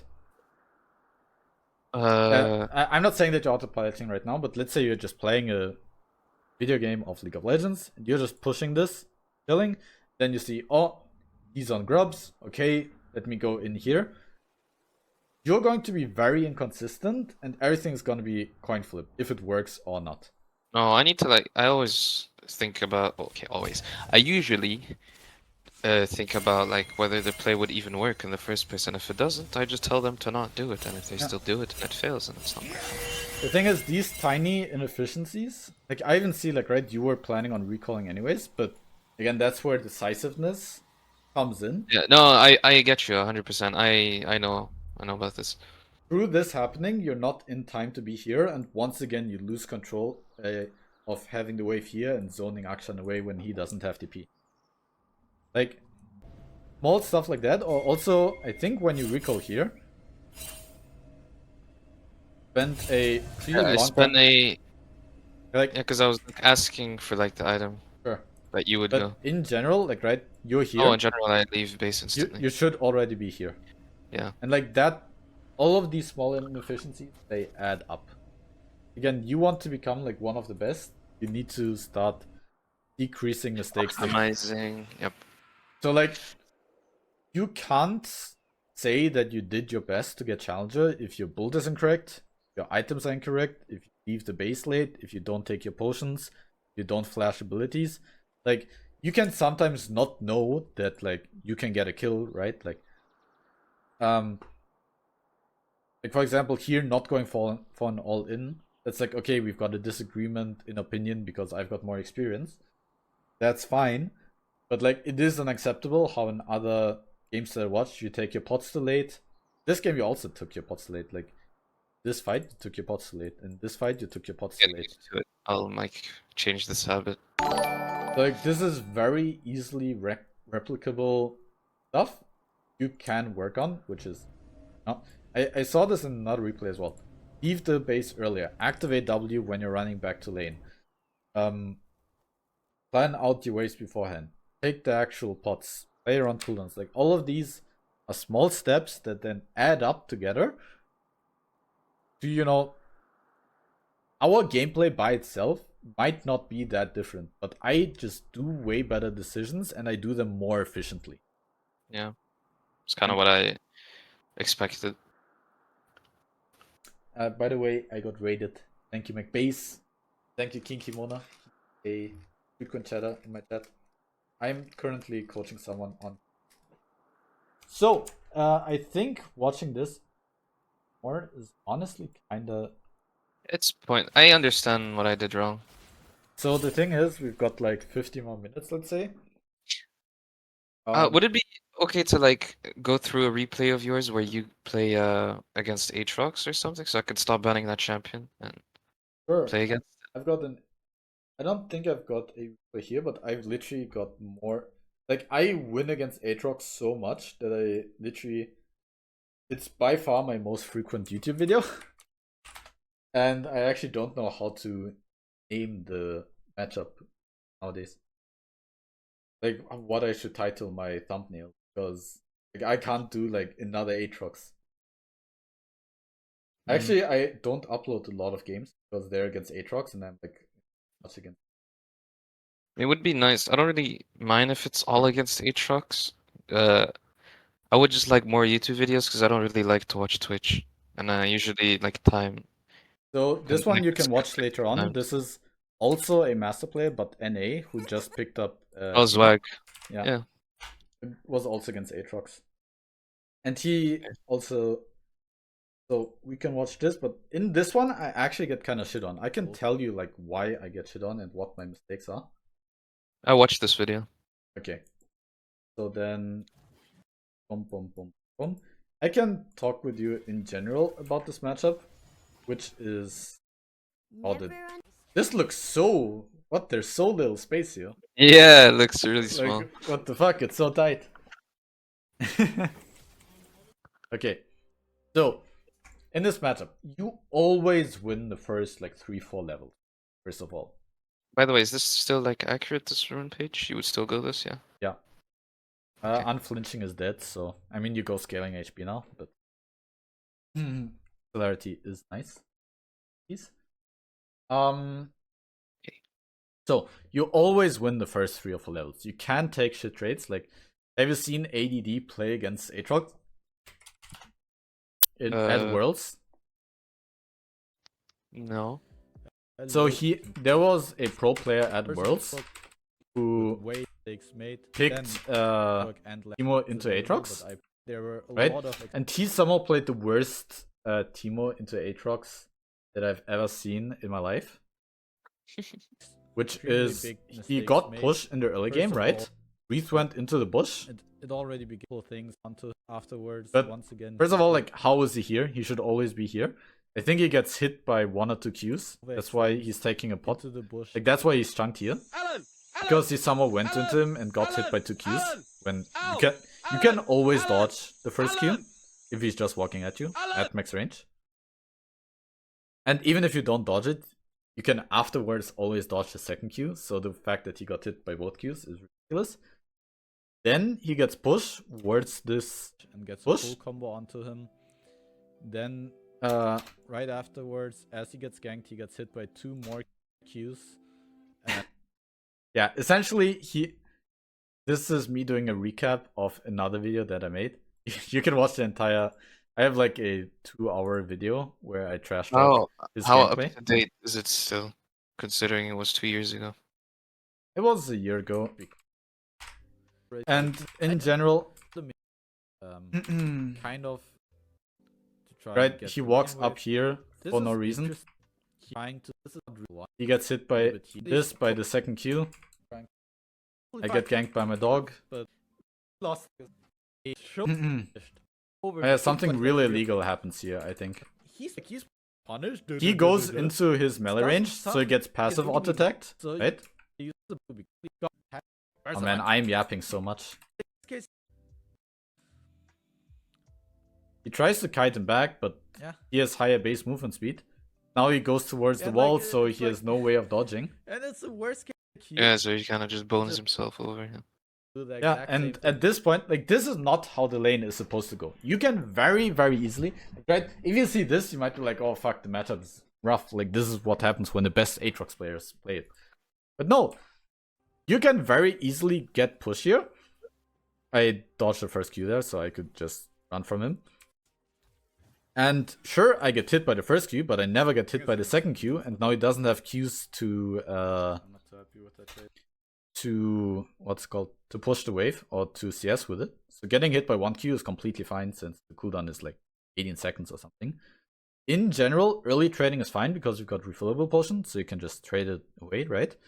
And you're gonna base on level 5 anyways with 900 gold for Swifties. So usually whatever HP you lose is not gonna result in a death. So if you can deny CS, it's fine. So I just get a simple push on, I punish him whenever I can. You get a very simple crash. And like, I understand, if you should never struggle with the early game, essentially. I actually lost both of my summoners because I was ganking mid lane, which is very unusual with the prior. So this game is not really replicable because, like, right, I don't usually flash to kill the mid laner when I play against Aatrox. That's fine, that's not an issue. Here, let me show you what usually happens. Okay. Usually when I like watch your videos and I try to learn from them, I mostly only pay attention to the early game, and whatever happens after, I just watch for entertainment. I don't really take it into account because it's every game varies past like wave 4, but everything before that is basically replicable But in every game. you can play the matchup into Aatrox very consistently until level 6. That's good And to hear. I then guess. post 6, because you've got Swifties, usually, like, you really do win trades. Like, very hard for him to land. So, wave number 1, slow push, right? Wave number 2, slow push. Wave number 3, crash. Now, what you want to avoid is that on the bounce, Aatrox gets level 4 first, and then does like some sort of trade, gets you to like 50% HP. Go over here, right? Then he gets another trade, you're stuck at the tower, then you need to base, but you've got the pushing wave, he freezes, you die to a gank. Right? That's really bad. Mm-hmm. Has that happened to you before? It probably has, right? Yeah. So, we really don't want him to be able to contest us on the pushback. So how do we avoid that? By not even allowing him to push back.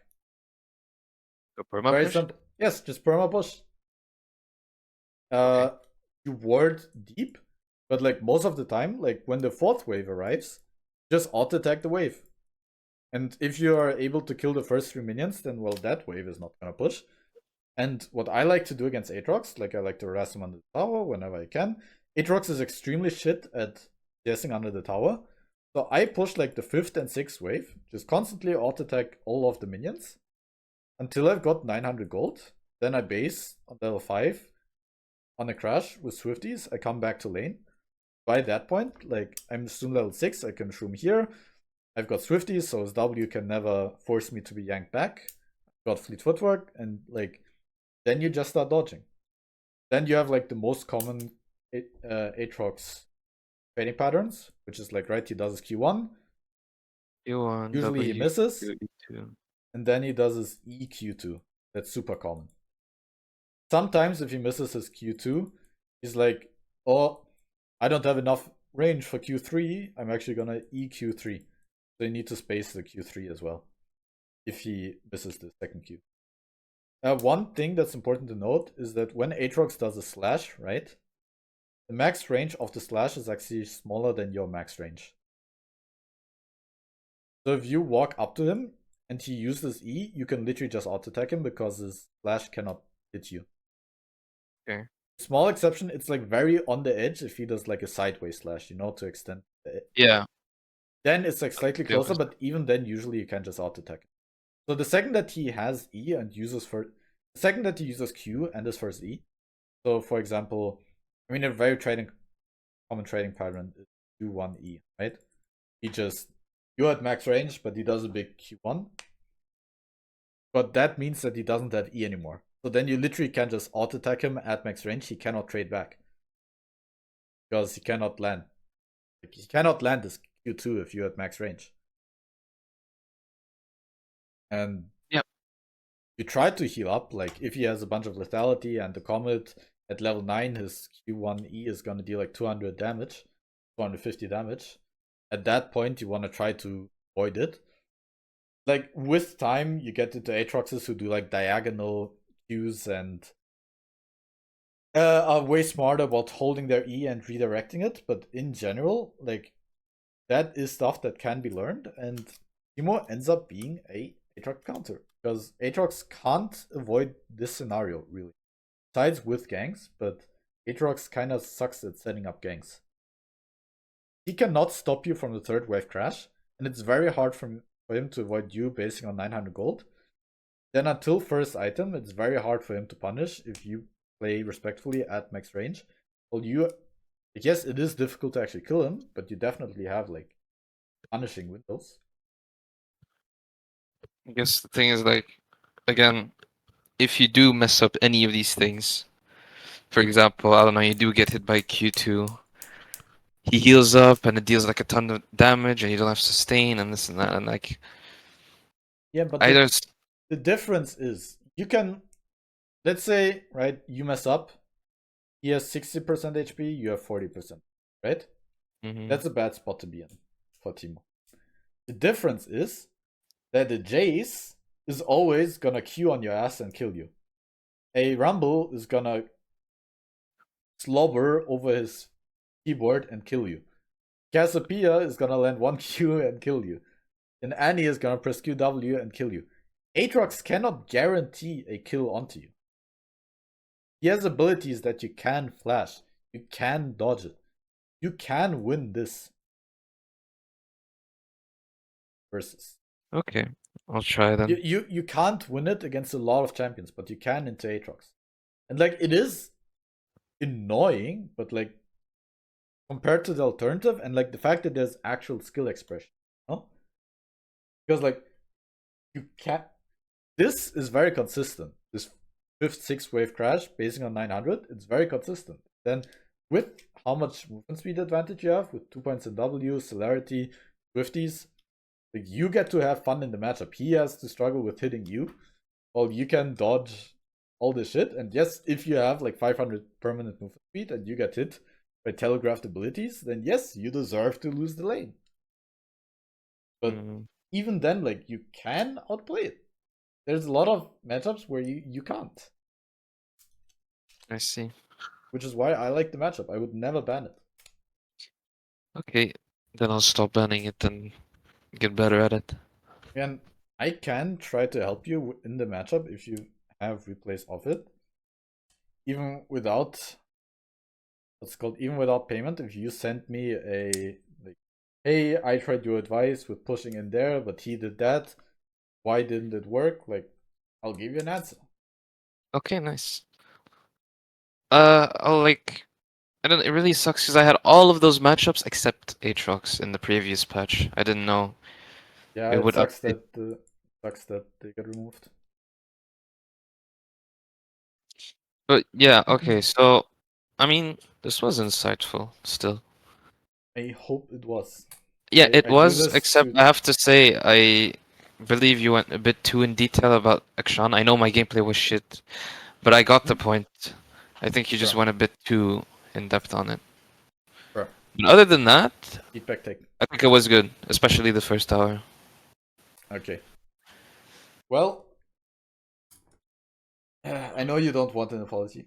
Yeah, I notice it as well. I usually try to repeat myself consciously very often because I know all these coaching sessions, like, right, people pay and then they want stuff for it. And the thing is, they forget like half of the things I said. If Matt is still in the chat, he's might be mad at me, but like I told him a bunch of stuff yesterday, guy that I coached, and then by yesterday he was like, "Oh, okay, I understand." Like by today he already misunderstood like half of the things that I said. So I tried What to did be. you stream this entire thing, right? No, So, I didn't stream that coaching on no, I the. mean the one we just had. Yeah, yeah, You streamed all of it, right? So there's a VOD, so I can always just rewatch it. sure, but you can. Most people don't really do that, so I just tried I to do. make sure I will. that the main points really are driven home and thing that gives you like the biggest long-term value. Right? Yeah, But okay, decision making, neutralizing, need a DC bit over more storytelling. matchup knowledge. Yeah, Um, my matchup knowledge is like only profound and a few, not all of them. Like, I guess that's why, maybe that's why I disagree with the things you say, because I don't understand them as well as you do, which would make a lot of sense, but like yeah. right, like I try to be consistent in what I say. Akshan matchup, you play slightly defensive level 1, so you don't trade that much. Then you prioritize dodging his But Q. this is too summarized, so Sure, but right, I've got longer versions on my mobile guide, and I don't want like it's annoying to write a giant paragraph on everything. So yeah. like right, like yeah, in essence, that's what we went over the coaching as well. You don't play aggressive level 1, then starting level 2 you play aggressive, and then you just blind him to death, and you like blind him to death is vague, but like yeah, you can go for all ins. So essentially, yeah, I can't give you a good summary of everything that you need to work on, but I think it is more a mixture of, first of all, lack of knowledge, and second of all, a bunch of minor things, inefficiency. Okay? Mm-hmm. I see. And then Grandmaster. Okay. Uh, It's I don't know. It's hard because I'm like thinking of what to say right now. I would think I am close to you in a way because like I am 500 LP, which I don't think many people have. Right? I don't Sure. have ego or anything, but Yeah. I'm like pretty proud of my rank. Yeah, 1600 But is then very, very like good. and then like when I watch you play, I would think like, okay, I can do I that. understand. I watch this guy play and I think, oh wow, okay, this guy's pretty good. This thing's pretty well. I apply it and then it works half the time it doesn't. Basically, what I'm getting at is I would think I'm replicating what you do and like absorbing the information you share pretty well, but then like apparently there's still so much to work on, The thing which is like is, demotivating. It's motivating but demotivating in a way as well. the thing is, when everything goes right, you don't see all of the things that could have gone wrong. So like there are a lot of like common mistakes. Like a lot of good situations only happen because I avoided mistakes that could have been done. And then it looks super simple because like if you only do good decisions, then the game is pretty simple and pretty easy to play. And then people watch you and you're like, oh, you didn't even do anything. Then yeah, it's like I didn't do all of the potential mistakes that one could have done. It kind of crushed my soul when like you had like so many question marks raising when you saw me play. I was like, "Wow, am I doing that bad?" I thought it was pretty okay. But yeah, it's I don't know. I like C. I want to like the two matchups I definitely want to get the hang of is Rumble and well, maybe I'll just start banning Rumble and just begin with Aatrox. And once I get Aatrox out the way, I can like move on to the other champs. I But just yeah, think that there are far worse matchups. I don't I had like a VOD of against Olaf. I haven't seen that champ in super long. I used to I think Olaf I've is a harder matchup than Aatrox yeah, for yeah. sure. It really is now. Cause like I used to I don't know, there's a replay that I watched. No, not a replay, sorry. I think a video that I watched of you play against Olaf and it worked really well for me last season. Again, I don't know what happened. Last season It's my very champ simple. was There's so much better. there's just no stopwatch this season. Is that Like it? the fact that you could build stopwatch and negate his ult very early in the game for cheap was extremely important. Now you can't do that anymore. I don't know. I don't know what it is. I can't play without Nashers anymore. I know you say don't go Nashers here, don't go Nashers here, it's bad. But every time I don't go Nashers this season, I feel so useless. When last season, I would go Leandris first and deal, I don't know, kill people with 3 Qs. I would win hard lanes like Pantheon and stuff. Like, I can't do that anymore. I didn't do the math, but I'm pretty sure Leandry Rush is better than last season. Really? Yeah, yeah, I think so. No, there's no way because you lose mana this season and the max HP burn is a lot weaker. Yeah, but the It was like HP 12% max HP is last really season. relevant. No. Like in Oh, terms what? of winning 1v1 fights, it's definitely stronger with the HP. Wave clear is worse, but it scales worse. Worse in team fighting, but lane, I think I'd rather have version of. Oh, whatever. Well, also, like, what would you do against Olaf? Because I can't establish prior level 1. Or am I, like, are we supposed to wrap it up now? Because, like, we're well over 2 hours. Alright. Um, Against Olaf, I like Fleet Footwork more, very simply because Phase Rush gives you moves. Yes, very nice. But Fleet Footwork also gives you combat stuff. Means that Olaf is a matchup that is based around spacing, but at the same time, you also kind of just need to eventually deal enough damage to kill him. And Yeah. you need to have just enough, the numbers need to work out. Like, not just the movement and the spacing, but need enough numbers. So, Fleet Footwork gives you a lot less safety, but it gives you enough HP to actually win trades when he goes. I think you I've should be tried. you should be playing aggressively one. I think you try to play for level 2, and if you just level 1 all ins you, you kite back. Well, it heavily depends on whether he hits the axe or not. If I dodge it, then awesome. Yeah. But if I don't, then disaster. It's like a complete flip and entirely depends on that one thing. It really depends where he is in the lane. So Mhm. if he is in this bush here, and you over here, then yeah, obviously if you go here, he lands Q, you're gonna fucking die. That's why if you're worried, you can just stay here in vision range and wait if he's here. If he is positioning towards the middle bush, then usually, honestly, in your entire wave with Ignite, I think you can just battle him to the death in your wave. Like, you can slowly kite back, see if he misses another wave, maybe even flash one. But in general, that's possible. If he's in here, throws like a Q, and gets the minions and hits you, there's no way he can ever in you. Because you get level 2 first, you success. So you can definitely, like, it depends on how far forward he is in the lane. The further he is forward, the more you have to stand back. If he ever stands back, then you can play very far forward. Right. Because yeah, okay, I get it. Because of the level 2 time.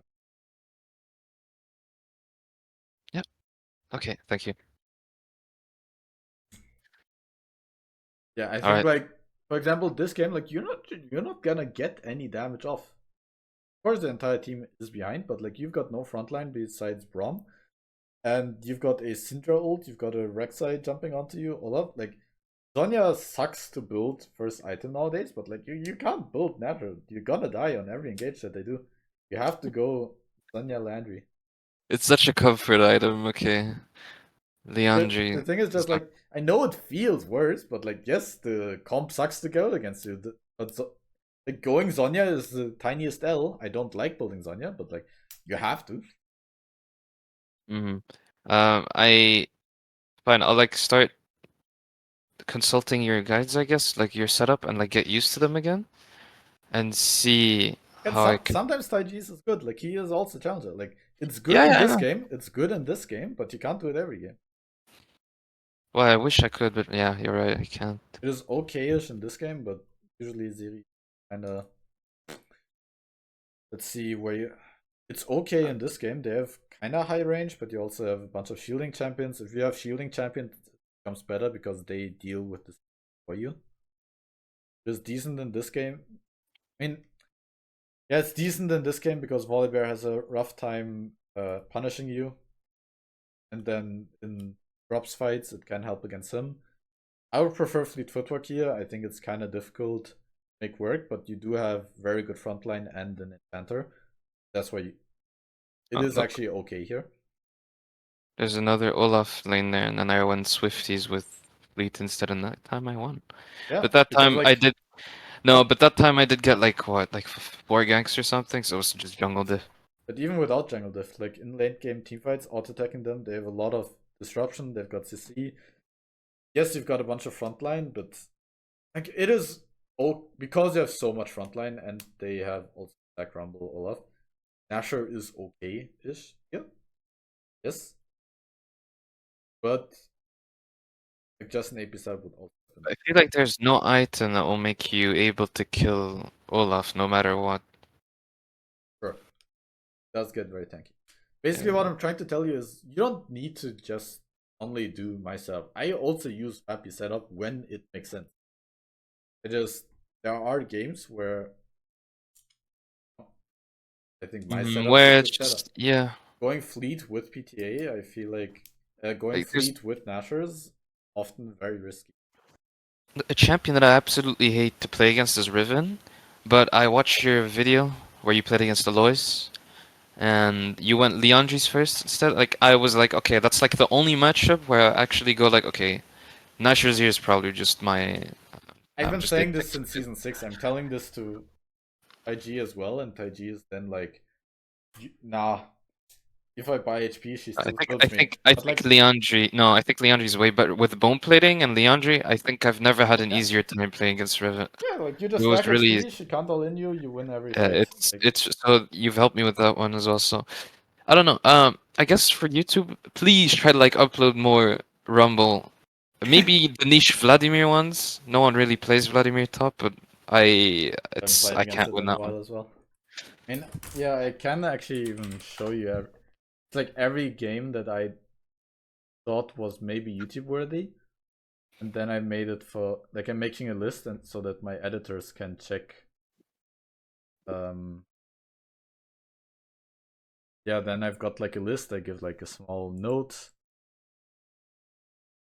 I don't know. I think what's most impressive is that you are able to play Teemo into no man like anything ever and just win, which is just crazy to me.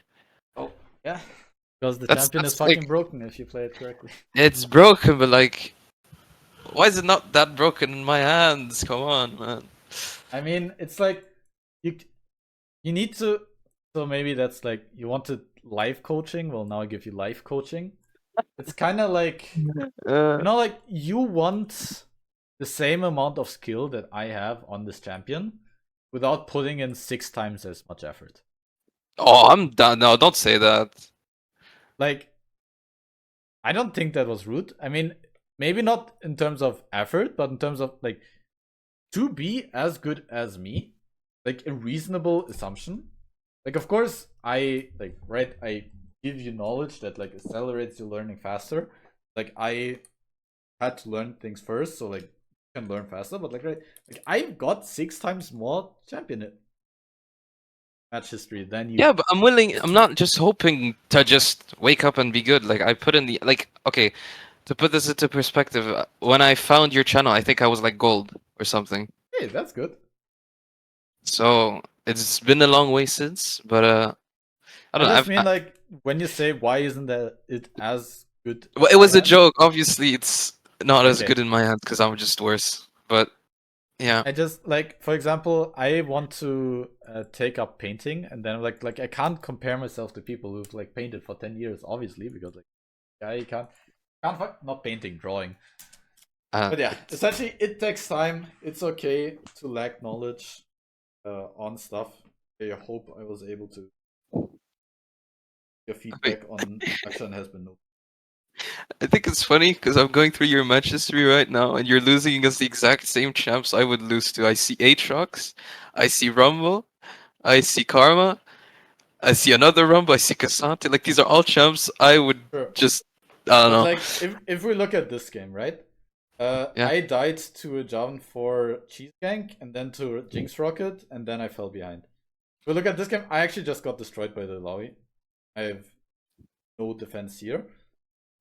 Here, I kind of remember that game, but not really. I actually did a lot of plays correctly, but I just barely misplayed, and he got the tiniest advantage. Then, based on that, he started snowballing, and I got Rengar ulted repeatedly.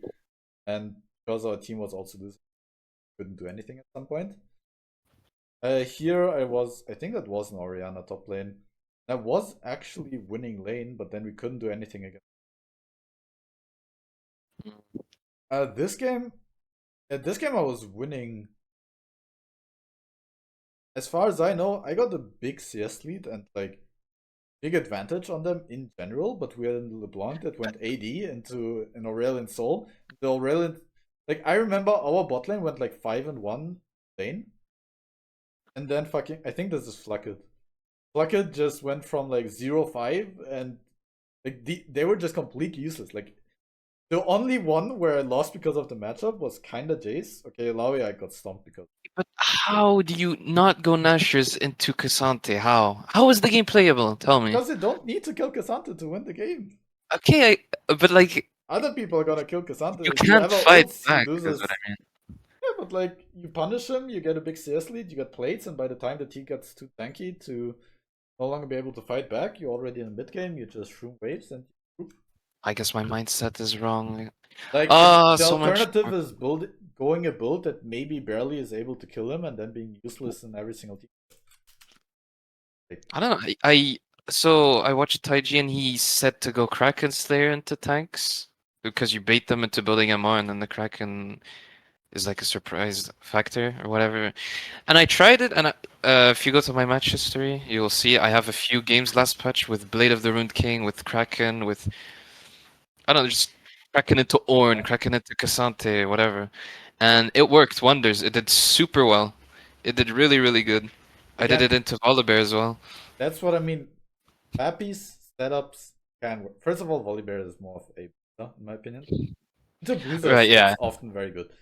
Thing But is, it depends. Like, he rushed Spirit Visage, and then he got hit with the Kraken Slayer first, and then Still. it did nothing. So yeah. still, like maybe you can Juggernaut, but she's not a tank. Yeah, I know. I know what you mean. But like when you're playing against Malphite or Ornn or San, etc. But when like, it's Malphite, like, okay, I get it. Yeah, sorry. like yes, it helps you. The thing is, yes, you can definitely do it. I can check if I sometimes did it. The only thing is that you need to ensure that you're actually able to auto attack later on. In this game, you are able to ensure it because you've got great frontline and an enchanter, and they've got targets that you can auto attack. That's not always going to be the case. There's going to be games where they've got Ornn, then they've got Jarvan 4, Orianna, Ashe, something. Like you can't auto attack jack shit there. Then you can't do that setup. The only way you could do that setup is if you decide, okay, I need to sit on the side lane and chain him to the side lane, win over split push. That's often unrealistic on a champion that doesn't go.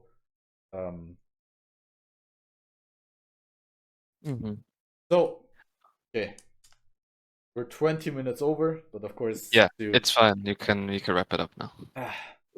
Since you did 2 sessions, I got more than my money's worth out of this. I hope you also got your money's worth. I hope you're satisfied. Well, we'll see. If I hit Grandmaster, we'll say that I did. All if right. I don't, If you had Grandmaster, you it's scammed all me. me. If you don't, then Yeah, you scammed me. you're just not good enough. Okay, it's fine. If So you get Grandmaster, I tweet it. If you don't, then I pretend I don't know you. I'm allowed to like send you a VOD or like message you if I get a VOD of one of the matchups I struggle with, right? The more specific you do your question, the more likely I'm going to answer. Oh yeah. I'm not gonna like hop into your DMs and go like, oh hey, I played against this. What do I do? Like I'm not gonna do that. I'm Send me a like gonna screenshot. tell I'll you. give you a quick reply of. Or But yeah, say, so this no is like matches. so no actual call with like a VOD review. That's not gonna happen. Oh yes, because that would be a coaching. Yeah. Okay. You need to pay for that. Okay. All right. Thank you. All right. Fun with your stream. All right. Thank you, Adam. Goodbye. Bye bye. Never underestimate the power of the Scouts code. Code. Code. 2, 3, Scouts code. Code. 2, 3, 4. Yes, sir.